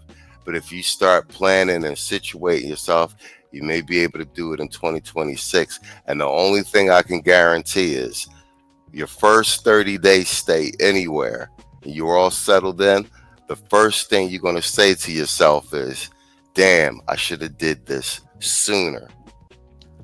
Especially when you start running into dudes younger than you and you see that they've been doing it for like the last 2-3 years. You be like, bro, you know what I'm saying? Bro, I remember I met a dude. He was about maybe 6 years younger than me. Fresh out the Navy. He was working a government contract. The day I quit and I said fuck it and went home, he was like, nah, I'm staying over here. And I spent 4.5 years. No kids, no wife, No nothing. Where he is today, I don't know. But if I had to take a guess, he's one of them brothers that you gonna run into. You know what I'm saying? I came back home for the kids. He ain't had none of that. There was no attachments. He just had a bitch he was fucking with that was supposed to be taking care of home and the business and all that shit for him. But the reality, my G, he's probably overseas still right now to this goddamn day, relaxing, not thinking about none of this shit. None of this shit here. Because at the end of the day, the little broad he was messing with, he dumped her. He kicked her out of his house and he went on about his business. You know what I'm saying? So no matter, like, it goes back to the point that you made. No matter which way you go about it, that's up to you. But it's hella options. And being here, staying here, and dealing with this shit, nah, that ain't it. That ain't it, bro. It's not. It's so fucking not, man. And yet again, proof positive. You can do it now, or you can wait, but you still gonna have to do it eventually. And I'm gonna piggyback on what you just said. Along those lines, like actionable steps. I started early in 20 because I've been talking about, you know, 6 months overseas, 6 months in the States since about 2021. So the first thing I started doing was downsizing, like cutting bills I don't need, getting rid of stuff I don't need, like, you know what I'm saying? And I will tell you this, I've been here 3 weeks, 3+ weeks. So all Yeah. my stuff is in storage in the US, right? And I'm sartorial, man. I got custom made suits. I get a coat made every winter, fall. I got custom handmade shoes, everything bespoke. Like I'm a handsome nigga, man. I'd be like, cigar lounges and shit like that. Like, you know what I'm saying? And I dress street too, like, right? So all that shit's in storage. I'm down here in Colombia. Um, I brought a carry-on and one big suitcase. I checked one bag, and then a lot. You know what I'm saying? Brought like some of my computer equipment. I was saying it's the contractor today. Like I live out of my suitcase, and then the stuff that I brought down, like jeans and stuff like that. Technically, I brought more clothes than I actually fucking need. Like I wear a handful of hmm t-shirts and shorts and stuff. Like, bro, like hmm this is like unless you like.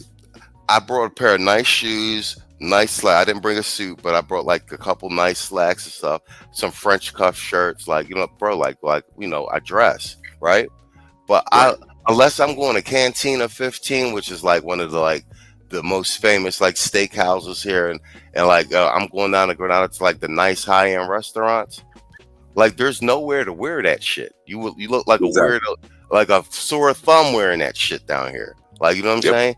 Even Yep. dressing too nice with labels and all that shit. Like you stand out way too much. You understand what I'm saying? Like, and Yep. you don't want to be the flashy guy walking around. You want to blend in. So Yep. like I said, I live like with the locals and shit. Like you know what I'm saying? Like, and don't get me wrong. Like you go to the mall, people are dressed nice, but still, it's like that. Like it's nothing like getting flyed up in the U.S. Right?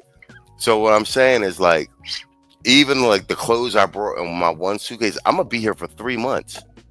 Like I still brought too much clothes. You understand what I'm Yeah. saying? Yeah.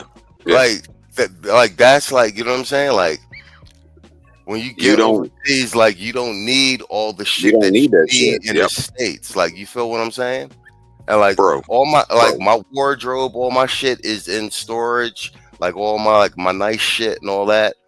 But like how I'm moving, like even when I get back to the States for like 30 days or however, I'll take a few things out of storage just to get around in Philly and shit, or if I gotta go to New York. But even then, like the way it's looking, the majority of my shit gonna be in storage for like the next year. Like and like Bro. where I was living, I've been there like for 11 years. Like it's crazy now that I'm in Colombia, and it's like I can't really in the foreseeable future see me using any of the shit that I actually even got in storage. Bro. You might as well invest heavily in mothballs to make sure that shit don't get ate up. But on some real shit, my nigga, you ain't never gonna use the bulk of that shit for where you at and where you plan on being. Number one, it's too hot. It's too goddamn hot and human. Number two, the you don't need all those different signs of wealth. You don't even want that. Not down Exactly. there. Yeah, you want to be Exactly. able to blend and fade right on in. As long as you don't open your mouth, no, don't nobody know know where you come from. Hmm. But once you learn their version of Espanol, you'll be just fine. Oh But yeah. you I ain't mean, never gonna leave that shit. everybody thinks I'm Colombian until I start talking. Yeah, and see, yet again, like for those that caught the video, you see what the what the big brother looked like. So that should tell you what the fuck down there. Hmm. Yeah, The everybody complexion thinks is I'm Colombian until I start talking. Even like if I'll be like, no Espanol, they don't think that I'm American. They still be like, you know, they be looking at me stupid, like, you don't speak Spanish? Like, you know what I'm saying? Until I say I'm American, then they be like, oh, Americano, you know what I'm saying? But like, yeah, people yeah, think I'm yeah. Colombian. Well, I caught that when I went to the first time I went to Addis Ababa in Ethiopia. Yeah, yeah. And they start speaking Amharic, and I was like, the head shake, no.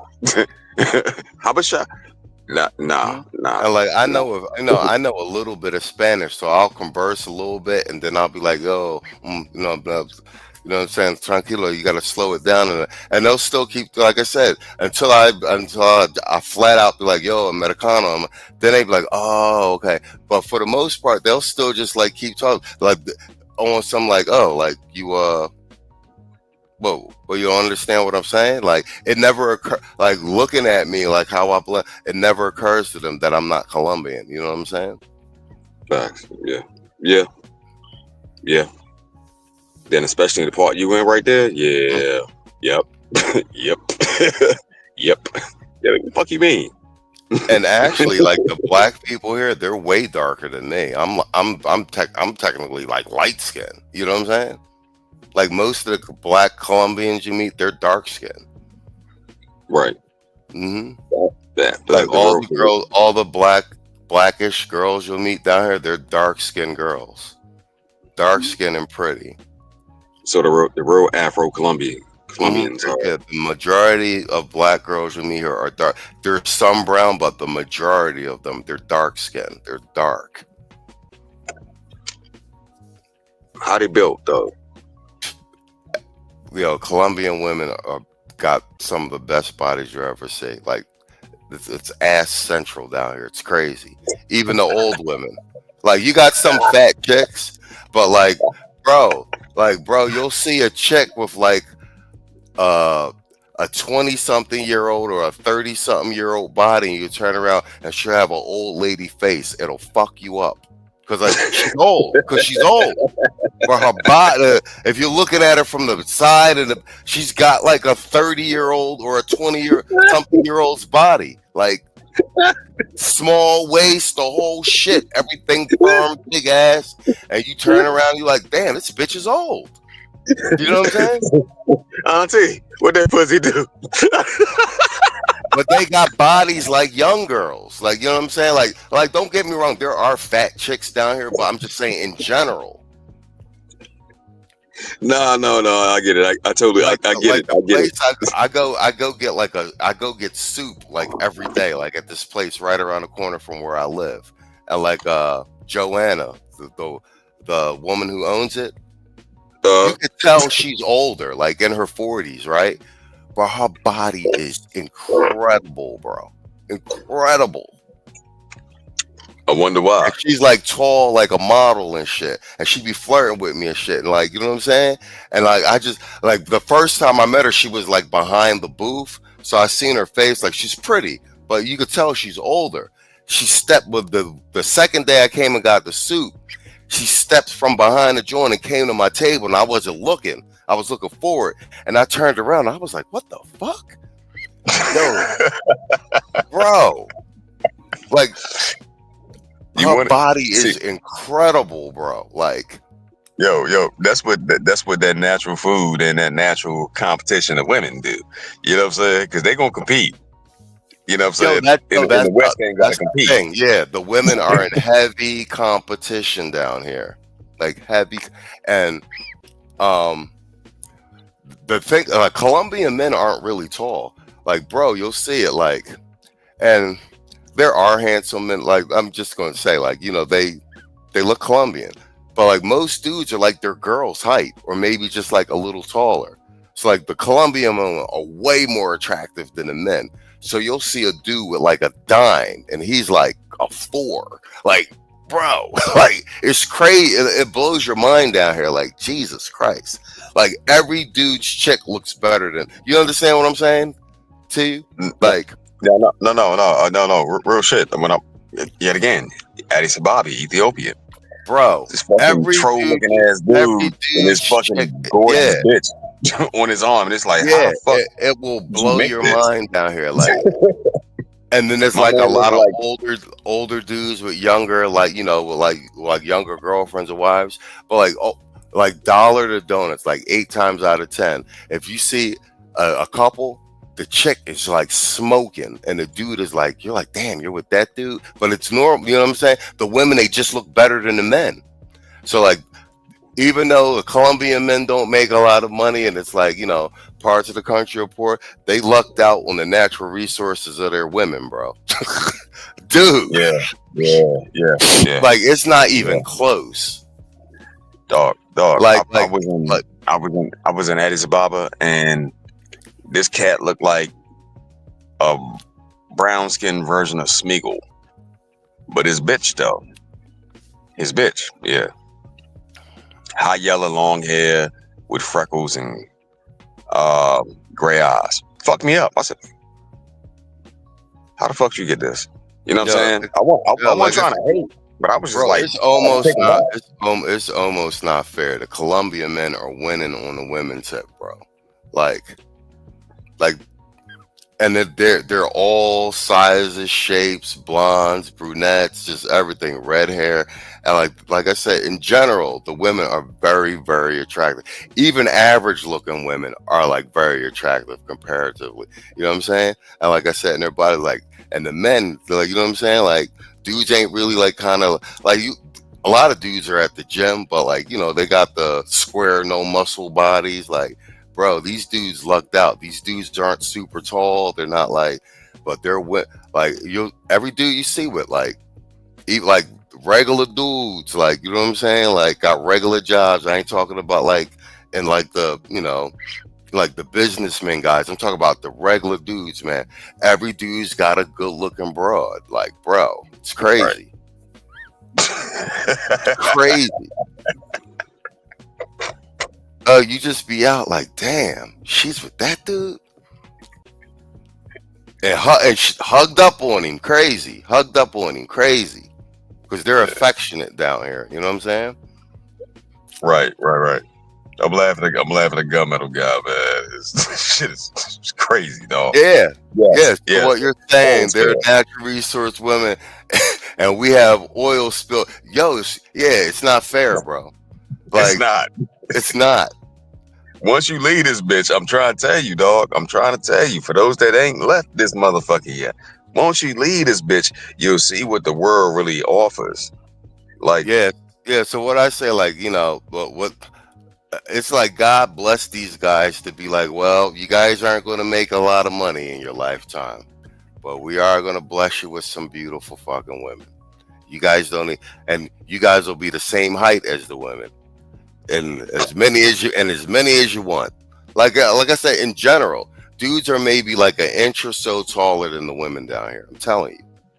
what happens if a man from that culture gets into an argument with his lady, and because she don't want to give him no putty or That ain't really an issue down here.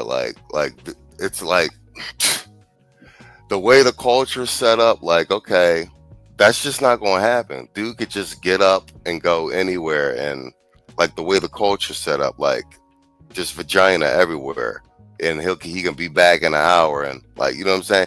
So that's why the women are in check down here because they could just be if not like replaced as like, you know, the wife or the girlfriend. Like, if you don't want to fuck your man, somebody will fuck him down here. It's not a problem. Yeah, yeah, yeah. With that said woman, that horrible woman that would do such a horrible thing, would she be more attractive than a wife, possibly? Yeah, like, yeah.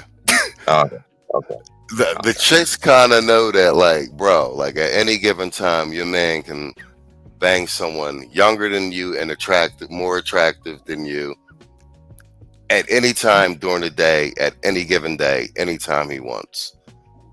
You know what I'm saying? So, Not not not like replace you as the girlfriend or the wife, but if you don't want to have sex with him, he can have. There's sex available everywhere, and it's like it's part of the culture. So like that's like why the women are in check down here. Like, you know what I'm saying? Like, so just coochie on demand, just on yeah, demand. there's no like holding out on pussy down here. Like, you know what I'm saying? That's not happening down here. Slipknot said, "Do women call guys poppy in Colombia?" Yeah, yeah. Yeah. Mm, yeah. Yep. Yep. Hmm. Yeah. That's for like boyfriends and husbands. Oh, well, we're about to tip into the 3 hour mark. I mean, shit, we can keep rolling if you want, but trying to be respectful of your time and the brother's time. Man, But I know it's a lot. I know it's a lot. I know it's a lot, and no, I'm chilling. I'm in Colombia. I don't have to go to work tomorrow.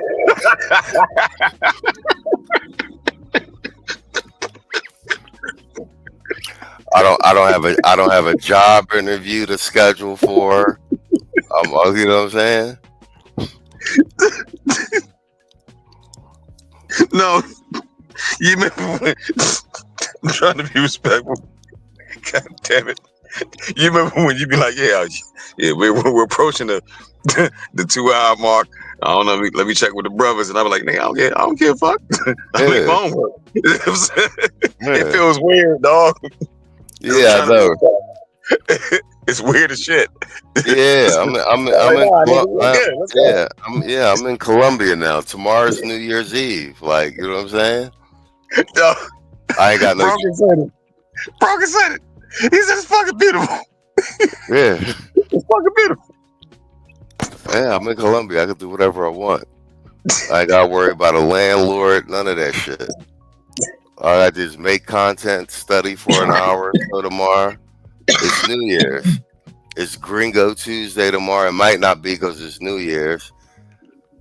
Uh, the homie trying to take me to some Oh, strip club tomorrow. Like, I'm good. you said it's Gringo, not fuck Taco Tuesday. It's Gringo Tuesday. Yeah, Yeah, yeah. Gringo Tuesday is like language exchange and salsa till like 2 in the morning. So that's where all the expats you can go and you can speak Spanish, German, or French, and then you talk English to people for like 3 hours, and then there's a salsa party on the roof. This Tevin King said that statement took me out because I got to work in 6 hours.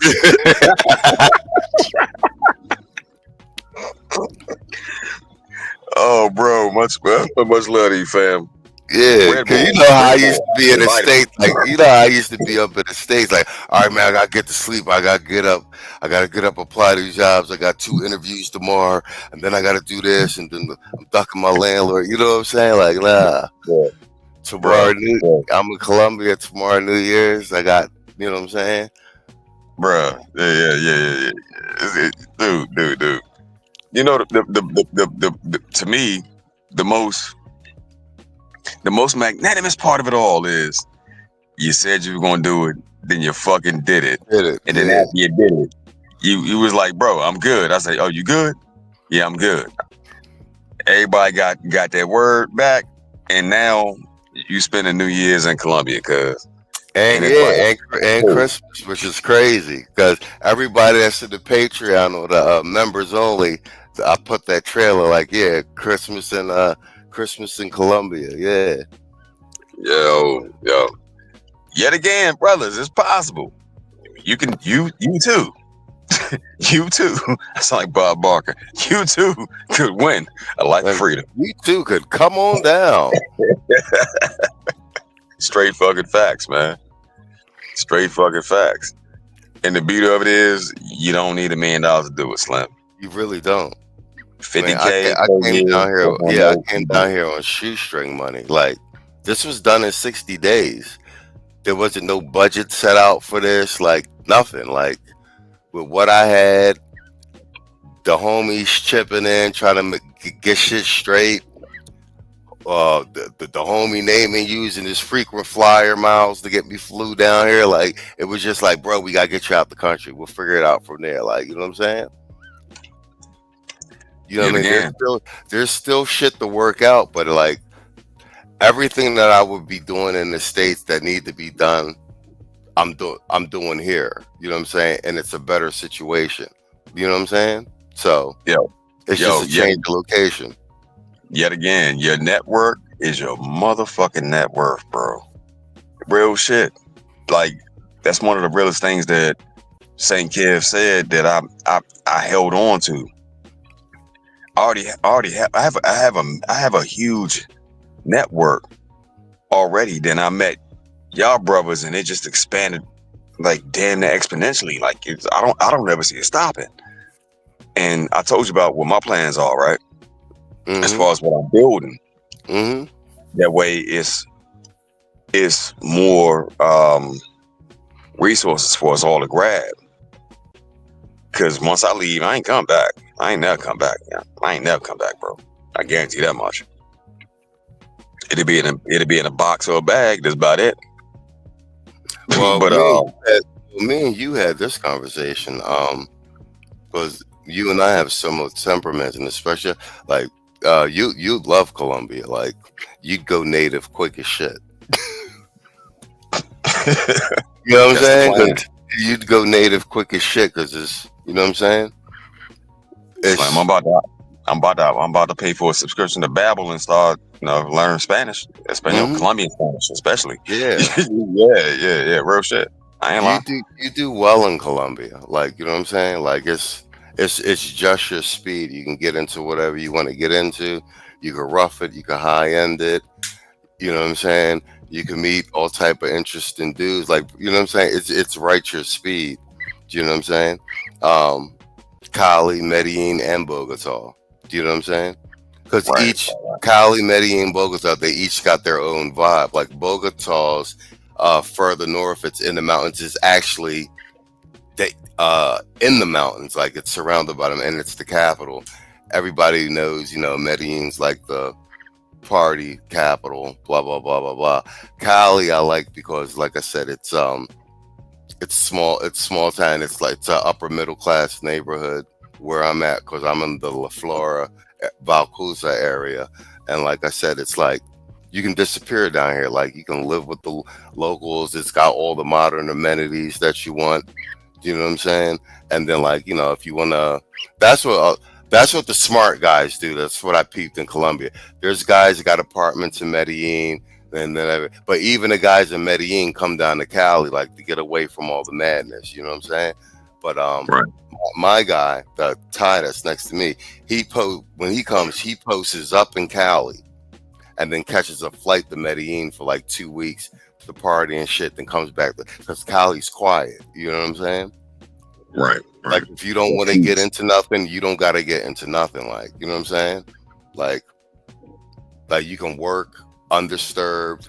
If you want to get out, hop in the car, go do something, you can go do something. But if you don't, if you want to just keep your head down, get out, eat, go to the gym, run, like have like a normal life, you can do it with no problem because the neighborhood gets up early, people get up, go to work, everything shuts down at 9. You know what I'm saying? You got to catch your car down to Granada, like to be up to 2 and 3 in the morning and shit like that. You know what I'm saying? Right. Yo, what a broken say? He said, sounds like an 18 plan. I love it when a plan comes together. Hell yeah. Hannibal Smith, homie. Oh, motherfucking. At the end of the day, what what I've seen is a change, not just in your personality, but also it's your energy. Because I know you. I don't let on to it too often, but I'm sensitive to people's energy, bro. And at the end of the day, you sound much more relaxed, Oh man, much nigga, freer. nigga, you know I You was know what high, I'm saying? strung, and stressed as shit. Season 1 through season 6. Bro, you was wound up tight in the motherfucking garage door spring, Slim. You was under Wound up tension. tight as shit, snapping on Yeah, man. everything, snapping on everything. I Motherfucker, would you have it. now? Oh, nah. Yeah, I'm chilling. You I sound like know. I was doing some drill sergeant shit. I know. bro. You sound like Silky Slim the pimp over that motherfucker. Yeah, you know what I'm saying? Relax, be easy, baby, be easy. Yeah, I was on some Everything drill will come in sergeant time. shit. I know. But bro, we had so much shit to get done. Like we was building that shit from scratch. Me and Saul wasn't fucking sleeping. I'm putting the shows together, bro. I did 6 seasons straight, 24 to 27 episodes a season, straight. Bro, come on, know if you've been to Cartagena. No, I haven't been to Cartagena yet. A bunch of Naaman has, and a bunch of my other homies. Everybody say it's popping. They say it's being overrun with tourists. Lord Love Smith in the building, a homie. Seems like it will be hell to get around in Colombia without a car. You can't drive in Colombia anyway. So everything. So either number one, have your Uber set up before you come here. Or have Um, you been to car? yeah, no. Set up before you come here because if you get a SIM card over here, they give you a Colombian number. So then when they try to send you the verification number to your old number, you fucking don't get it. So that's what happened to me. But I use Didi down here, which is like their Uber. It's cheaper than Uber anyway. And like so, I'll be getting so you can't, you're American, you can't drive here anyway. So you got to take a car or get like a personal driver here. I got one of those too. My man Ty is giving me his personal driver, but Didi's dope and it's cheap. So I'll be getting ride cars everywhere, and it's like $1 to like $4, bro. Like you know what I'm saying? And I'm talking about some like even if like I went to a bullfight yesterday and it took 25 minutes to get to the arena and the fucking it costs I think it was $6 US. So pretty much we getting robbed. We getting Yeah. robbed. So We getting like robbed. but like in general like everybody walks here or you know what I'm saying there's motorcycles and motorbikes everywhere that's huge here and there's but like cars are like if I need to go to Granada like the Ricos and like down where like you know the nightlife is that's like what 5 to 10 minutes from me. If I catch a Didi that like the fares like once it translates to American dollars like I'm spending like $1.50 to $3 and shit. Do you know what I'm saying? So that shit's nothing. You can get anywhere with DD in Colombia. And like generally it'll cost you somewhere between yeah, yeah, yeah. Americans aren't allowed to drive down here anyway. You know what I'm saying? It's super complicated to get a license. So like yeah, you touch down, Uber works. My man uses Uber all the time. I use Didi. I use the local joint. And it's the same cars though, so it don't matter. Like it's the same cars that come, and like bro, I catch cars everywhere, and it should be somewhere between $1 and $6, bro. There it is, right there. Question: would you mind if I shoot the link out real quick? The way if So anybody if want to people ask want to come up questions, and they talk, say it out yeah, too. oh yeah. All right, bet. Let me do this. Yeah, Uh, bro. Definitely come to Colombia. And like I said, depending on what your taste is, could go to Medellin if you wanna pop bottles and be like with the super bad Colombians, because all the super bad ones are in Medellin. Cali's more laid back. Cartagena's got a beach and all that. Barranquilla's got a beach. You know what I'm saying? It's like whatever you're into. Um, Bogota is real modern too. What you want? Uh, and like I said, the more I come down here, I'll make my way to all of them. But like, I'm glad I came to Cali first. More so because it fits like the plan of what I had coming down here anyway, for me to be able to lay low, study, but still, you know, get the experience of living in Colombia. And like I said, because where I'm at is more like a residential area, I actually, like I said, I live with the Colombians. Like all my neighbors are Colombian. You know what I'm saying? Like I get up, I see the kids go to school and shit. You feel me?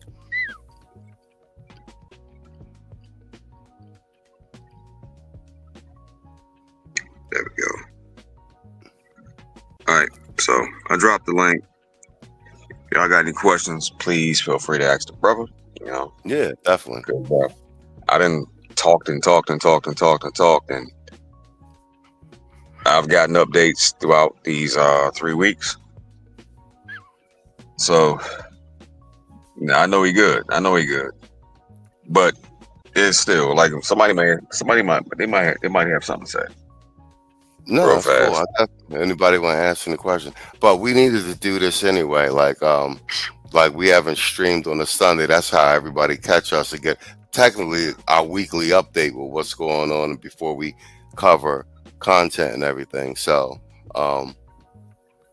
it's good to give everybody a behind the scenes of what's going on with the channel and check in to everybody that's been supporting us. You know what I'm saying? And I thought this was a good novel idea to do the dual stream from your channel and just do like a casual check-in before we do the full production show on Sundays. All right. You dropped the link. I don't see it in the chat. Yeah, I did. It's the let me try it again. That's crazy. Unless my shit is behind. No, my shit ain't behind. See, boom. Do it again.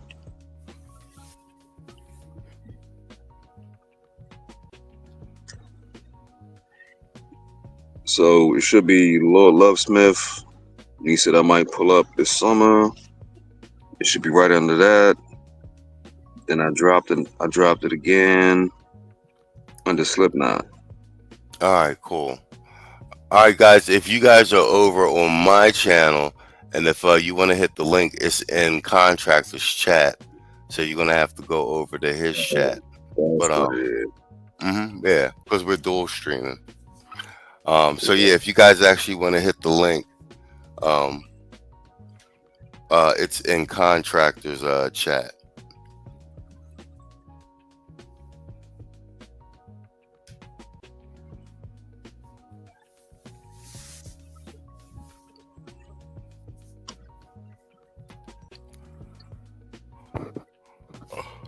Yeah, but if not, we're gonna do this check-in like once a week, and do this dual stream. I think this is a good content idea.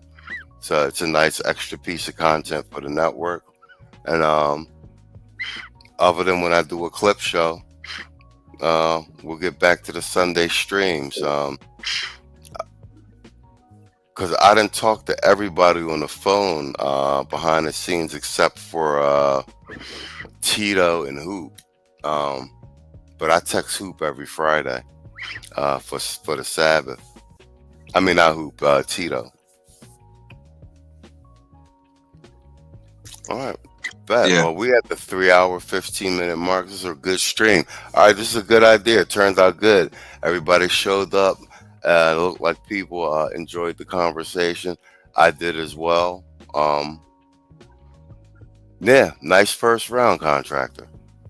Yo, bro, the flagship is the flagship. But if you need anything, fam, I got you. Ain't about nothing. No, this is As far definitely the as move. This is definitely the move. This is a oh, nice idea for a new show. Hold up. Somebody, Lord Lovesmith, just dropped in. Oh, did he hit the link? Bet. Yep. Yo, Yo, what's happening, Playhouse Columbia, yo, what's man? good with you, What up, Playboy? man? Man, I'm just playing Madden 25 with my youngest son. I'm losing, by the way, if anybody interested. Yo, that's what's up. I actually never. I mean, you always in the chat, man. You've been supporting, man. You've been supporting for a couple seasons, but this is actually my first time actually talking to you. So that's what's up, man. And you've been supporting the channel, the streams. You showed up diligently every Sunday, man. I appreciate it, bro. It's nice to finally speak to you in person. Yeah, man, definitely, man. Your brother's got a good thing going on, man. And congratulations on your move to Colombia, by the way, man. How's it over there? Man, it's fantastic, man. I've been settled up. What up? This been about 3.5 weeks so far. I'm staying to March 3rd, but I'm settled in, man. I'm comfortable. I know my way around and everything. Thanks to linking with the right brothers. My apartment is nice. I'm moving into another apartment in January, but I'm comfortable. Like I got everything I need. Um, the food is good. The women, I'm on a good routine. I'm in a good gym. I run every morning. Um, yeah, man. The quality of life is definitely better. I'm not stressed and everything. It was definitely the right thing to do. Um, Even though at the time I didn't think it was um, the convenient time to do it. Like luckily I had the brothers around me who basically talked me and forced me into the situation, and they was right. Now that I'm here, I'm like, shit, I should have done this shit sooner. That's what I was saying. Um, it's definitely the right move because I'm you know, definitely glad to hear that, brother. yeah, Definitely. y- yeah, you know how it is, man. Like you wait long enough, to the right time ends up not being the right time, and tomorrow ends up turning into never. You know what I'm saying? Exactly. Tomorrow brings on another challenge. So you're pretty much staying with the locals, close by the locals, you said, right? Yeah, I'm in Cali, Colombia. I'm in the La Flora area. It's like an upper middle class neighborhood. So, you know, Okay. a lot of the working How people. I'm right around the corner from the Chippy Chape Mall. It's like the second biggest okay. mall in South America. So it's like I got all the amenities and stuff that I need uh, close to me. You know what I'm saying? It's a Okay. nice neighborhood. Like what process did you use to conduct your threat assessment of the neighbors that you're living nearby? And Oh how no, that's far what are I'm you from saying. the US Embassy? Oh, the U.S. embassy's in actually Bogota, so I'm ridiculously far. There's Okay. only one in Colombia. It's in Ridiculously Bogota, far so away. I'm in college. Yeah, but like I said, La Flora, Colombia's got 6 zones, zone 1 through 6. So I'm in 5/6, which is the most upscale zone. Do you know what I'm saying? Okay. So I'm, Yeah. and like I said, I'm right around the corner from the Chippy Chape Mall. I'm like I said, I'm in the upper middle class Upper neighborhood. middle class. Yeah, Okay. there's Okay. no, do you know what I'm saying? It's all nice businesses. There's I'm right around the corner from one of the best schools in Cali, Colombia. Like the parents have to have money to send their kids to this school. It's almost like a private school. You see them in their uniforms. People are up early. They're going to work. You know what I'm saying? It's not. It's not. So yeah, you got to have a little bit of money if you're Colombian to live up here. A lot of people walking French bulldogs and fucking Yorkies and shit. You feel me? Okay. Safe, pretty safe neighborhood, Yeah, pretty yeah. safe. You know what I'm saying? Yeah. You gotta travel. I gotta travel outside of this zone to get in trouble, basically. I gotta go Okay. down to Centro or past Granada or something like that. Do you know what I'm saying? Okay. Yeah. So But you're it's just just a like pretty any laid other back neighborhood area. in the. It's Yeah. just like any other neighborhood in the states. You in a nice neighborhood, but you drive 10 minutes this way, you could be in a bad neighborhood. It's the same thing. Yeah. Yeah. That's good to hear. Well, I'm definitely here that you relax here. Everything's squared away, brother. Man, enjoy your time over there, man. So you say you're gonna stay until March? Yeah, I catch my flight back to the States is March 3rd. So I'm Man, here take your time, brother. January and Take your February. time. Ain't no rushing back. I'm gonna say it Oh like I no, said, that's man. what my return. Summer, That's what my return ticket is because you can't enter yeah, Colombia without a return ticket now. Because I yeah, guess too many people were like overstaying their visa or just doing a one way and not leaving and shit. So they just recently instated that one, as far as I know, the return yeah. trip thing. So it's cool. I'll be, you know what I'm saying? And then without the extended visa, you only get to stay in Colombia 6 months every year. Like the clock restarts for you the beginning of every new year. So I'm here at the tail end. So my clock, the time I spent in December ends up not counting once right after New Year's Day after tomorrow. The clock starts for me again, starting January. So when if I leave in March, I end up with being able to stay here another 4 months before the end of 2025 without having to get an extended visa. So I get 6 months in Colombia this year. Man, enjoy it, brother. Enjoy it, man. Summer, I might pull up. I just gotta submit a lot of paperwork with my job before I travel. You know how that goes, Exactly. contractor, because contractor is a government guy. He knows how Yeah. that go. Yeah, man. Yeah, Yeah, It's man. You always got some bullshit that paperwork, pimping. It's always some bullshit yeah. that paperwork. I You know. gotta let them know where you're going, when you go, and yeah, before you especially if you come got them back. security clearances. Yeah. Yep. And when you're on your way back, you gotta fill out some more paperwork. You're gonna let them know before you touch down. Mm-hmm. Oh fucking, Man, they be that's looking at that. They be looking at that cat card in the airport real hard. Like, are you sure, she? man, Are you that's one of sure, my she? biggest that's one of my biggest deterrent from traveling, man. I'm like, God, I don't want to do all this bullshit ass paperwork. I just Nah, I want to get it. enjoy my life. Yeah, I actually ran into two guys at Rico's with that same thing being like because they had certain security clearances, so it's like they had to let them know where they were going and when they were coming back, and they were actually complaining about the same thing. But dude was just like, well, you just got to make the adjustments because I want to travel. Like, you know what I mean? They ended up being like, this is my third, fourth time doing it. It ain't nothing now. You know what I'm saying? Filling out the Yeah, paperwork. But yeah, you're like the fifth person I heard have this paperwork conversation. yeah, bro. You know it's a pain in the butt.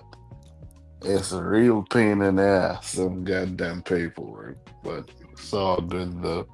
But I'm gonna definitely pull up in the summer for sure. I'm gonna bring myself over there this Well, hell summer yeah. for sure. Um, I should probably, yeah, I'll be here in the summer as well because I'll probably, yeah, I'll get 4 additional months when I come. I fly back in March, so I'll probably end up flying back probably in April or something like that for 4 months or however long. So yeah, anytime around that time.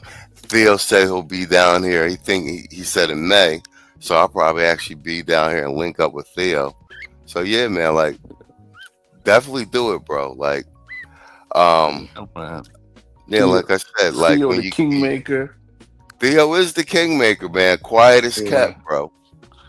yeah, man. Quiet Theo, as man. kept. That dude is a genius. He really is. It's Yes, just sir. that Yeah, it's just that I'm busy when with you're in my the own courses. That's why I haven't hit him up yet. I got a yeah, lot that's of how I motion was. going on myself. That's why I Yeah, haven't hit that's him how I up yet. was. I was testing for a whole bunch of other certs and like project management and business analyst. But like he he gave me that first GCP class for free. He was like, yo, you should take the class. So it was just like, you know how it is when opportunities show up. It don't be Yeah, on your fucking schedule, but you gotta make the adjustment. And I'm glad I yeah, did. Even this AWS joint, I thought I was just going to do the GCP and I was good. Then at the end of the GCP, right when I was starting to study for my cert, he was like, the AWS class, he messaged me and was like, hey, I just grandfathered you into class 6. I want to make sure you succeed. You're doing really well. Then it was like, fuck. Now I gotta do this yeah, man. AWS shit. But he Yeah, said that I can't say no because he gave it to me for free. You know what I'm saying? So Yeah, yeah, man. like you know what I'm saying. You just got to jump on it. I'm glad I did though. That's what I said. Like, One thing I wonder if he does on the Global Information Assurance Incident Response Certification. That's the one I'm eyeing next. That's the cert I want. That's some big money right there. I know he does CISSP. He does a bunch of them. Like Theo's kind of like certed and everything, like the GRC shit, everything. But I will say this, bro. Like aside from just Theo even like teaching the classes, like once you're actually in the group where because all the classes run simultaneous, it's like just the support group that's in there. Like I'm all souped up about doing the searches because like it just ends up being like you know how like competition's a good thing. You see dudes just start posting this because they every time you pass a cert, you post it.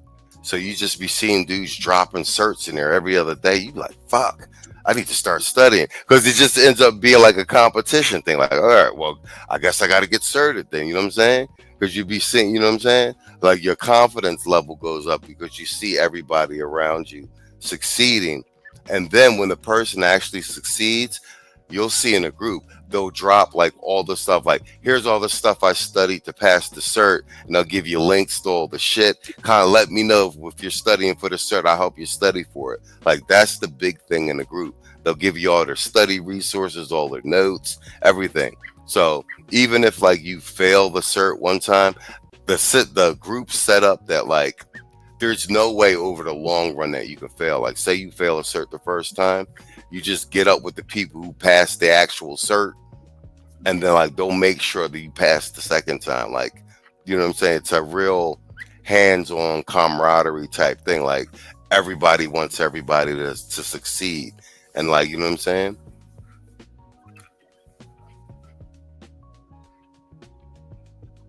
Oh, was I boring you? No, you're good. Oh.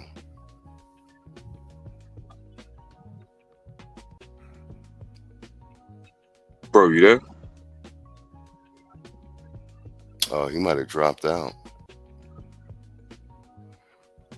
I was fucking around backstage. That might be my fault. Wait, did you Nope. mute him? I don't think so. But now he's muted. Unmute. No, I didn't. Hold on, can you hear me? One, two, I can three. hear you now. Yeah, I can hear you now. Yeah. Yeah, yeah, yeah, man. Sound like y'all got a solid brotherhood going on over there, man. Yeah, I mean, you got to give it to Theo. He's really built a solid Hey, man, I've been framework. watching Thea from a distance, man. That's why I label him the Kingmaker, bro. That's why I label him the Kingmaker, man. I've been watching him from a distance, bro. Thea is that dude. He's generated like $5 million in salary for black men in the group. You know what I'm saying? Like he keeps like Yeah, track of like everybody's. He keeps track of the number of men who've certed, and then he keeps track of the jobs and their salaries. You understand what I'm saying? nice, nice, So you know, look, nice. this is just like corporate KPI. Like he's got the KPIs to justify all the hype around them. You know what I'm saying? Man, that's a Mhm. blessing, man. Myself, I just started hitting that 125. I feel good, but you know Yeah, that is man. in California. That don't mean shit. That's like So I'm 50K in California, homie. exactly. So Damn. I'm on a hunt. I'm pressuring myself till I'm like, okay, by let's say by August in the new year, I should be at least at another 30% on top of that. Hell yeah. Or Get if that, not double that shit. Because yeah, man, that Cali cost of living is murder. That shit might be worse than New York. yeah, man, it's deadly out here. Like, next Nah, that shit is real. That shit is real. Or, or, or, homie, you could be like, fuck all that and make that bread and be overseas and have more than enough. You know what I'm saying? At the end of the day, it's we make a we make a we make a lot of money over here in the U.S. But you can't even see where it go outside of taxes. You know what I'm saying? So yeah, you made that bread, but it gets spent on everything else. You know what I mean? Outside of just normal fucking life, man. Yeah, So man, you gotta find a way to break off of that hamster wheel. You know what I'm saying? And then like part of me, part of me transitioning like overseas 6 to 9 months out of the year. You know, you know, s- hypothetically, if I do get a remote cybersecurity job, a big incentive of like being able to spend the majority of the time overseas is for me to be able to save that money, a larger part of my take home pay, and put it into, a Roth IRA or investments, so I can save more of the money because I won't be covering so much of the United States overhead costs. You understand what I'm saying? It's a money arbitrage scheme too. You know what I'm saying? Yeah, I feel that, man. The reason why I haven't left for overseas, like I say, I have two sons. My Exactly. youngest is in football, and my oldest is about to start golf. So, Yeah. yeah, that's all the reason why I'm head on a plane and get the hell up out of here. Oh My no, two I dig it. sons. No, no, no. I definitely dig it. That's what I was saying earlier. Is everybody's solution to the travel thing is going to be tailor made to them. Like, you know what I'm saying? But Yeah, in any regard, the sooner you start, the better. Do you know what I'm saying?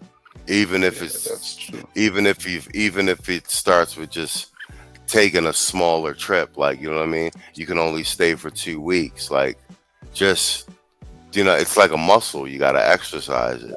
Do you know what I'm saying? Yeah, Now that I'm like, even me, if Quiet Storm and the homie didn't like proactively set the wheel in motion, um, I wouldn't be here. You know what I'm saying?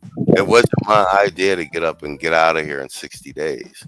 You know what I'm saying? I don't recommend that for everybody. You know what I'm saying? But yeah, I'm just saying, now that I'm here, I'm glad that I did it,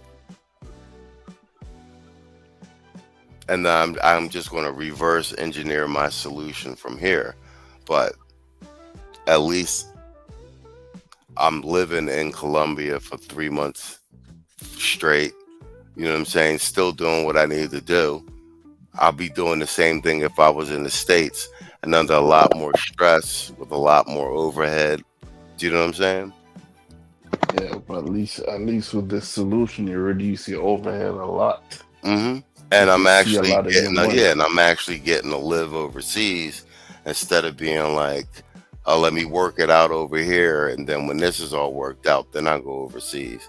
Like, you know what I'm saying? So, Yeah, but once again, like I said, I'm risk averse. That wasn't my idea. Like, you know what I'm saying? Like like the homies came up with it, pitched it to me, sold me on it, and I said, all right, well, fuck it. You know what I'm saying? I'm not getting no younger. You know what I'm saying? Like, I'm on Facebook watching dudes I went to high school with dropping off left and right.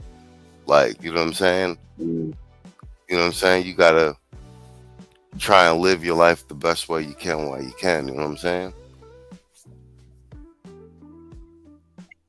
facts, facts. All right, gentlemen. Let me pause this real quick. Gentlemen, it's been an honor and a pleasure to bring this to you. But I ain't gonna fake. I'm sleepy as fuck now. It's like damn near 3 in the morning. Yeah, I'm tired too, man. Yeah, yeah, man. I think we've been on for 3 hours, 3.5 hours. I think that's a sufficient check in with everybody, and and duly noted. We'll do it again. We'll do it again next week, and well, everybody cross your fingers, man. Cross your fingers. We will be on our return to the Sunday panel this Sunday. Cross your fingers. I'm looking It'll forward happen. to it, man. So am I, man. I missed going on Sundays.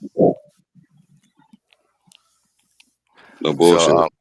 yeah, so cross your fingers, guys. If everything goes according to plan, stars align. We will be back on for our first Sunday stream of season 7 after not being on for close to a month and a week or so since my move to Colombia. So Sunday show, guys. Cross your fingers. I'll keep you posted on the community tab.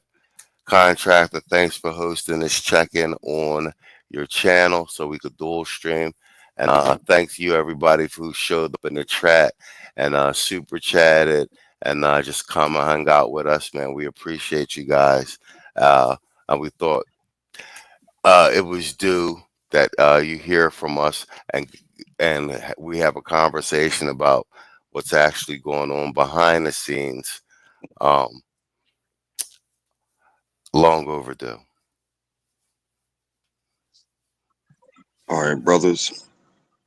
Salute you, Machismo. Salute you, Lord Lovesmith. I'm gonna drop y'all down. I'm Mm. gonna say a couple words, and or Lord Lovesmith, unless you want to say something real quick. No, man. Salute to you, fellas, man, and stay dangerous until we Yes, meet again, sir. fellas. Until we meet again. Until we meet again, sir. Yes, sir. Yes, sir. Yes, sir. I'm gonna drop y'all brothers down and say a few more words, and after that, we gone. All right. It's been a pleasure. Always an honor, sir. Always an honor. Always.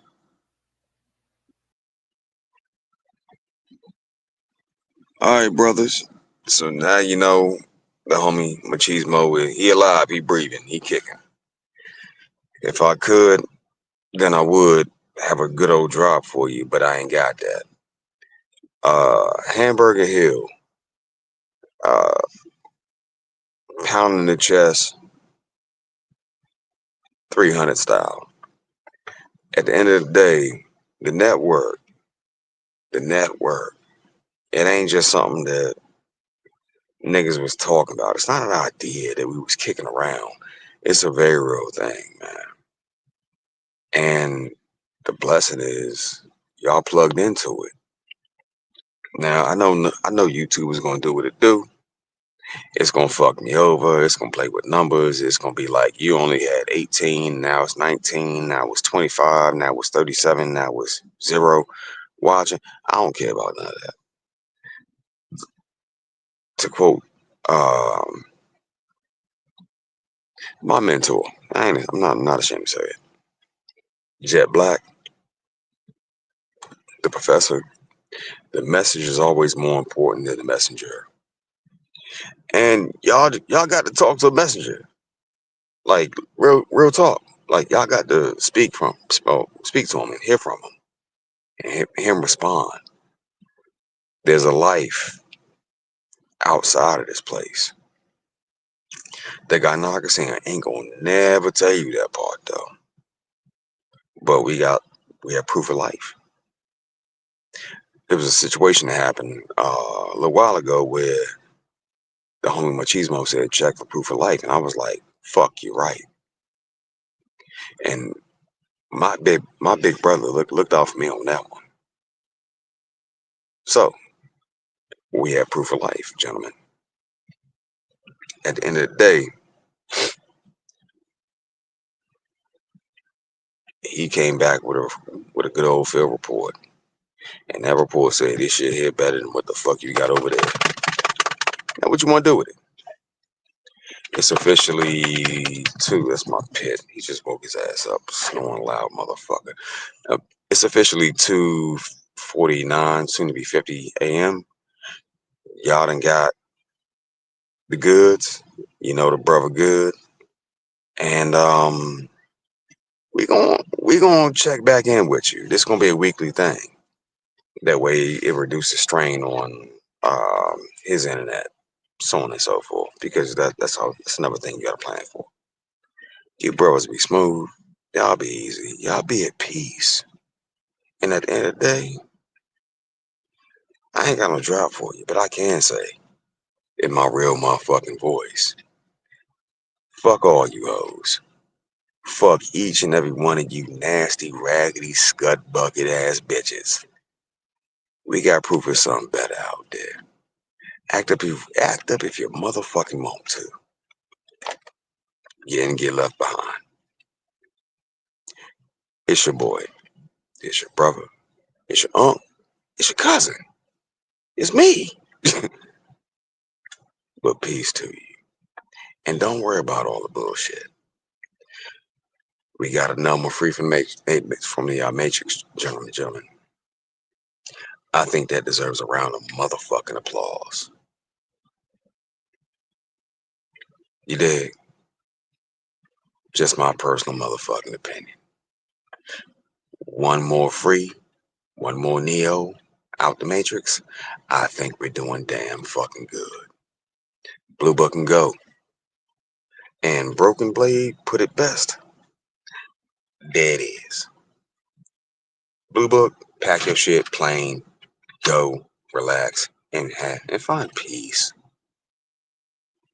But I'll leave that part there. Me and the pity about to go in the house and chill the fuck out. You bros be easy. We out.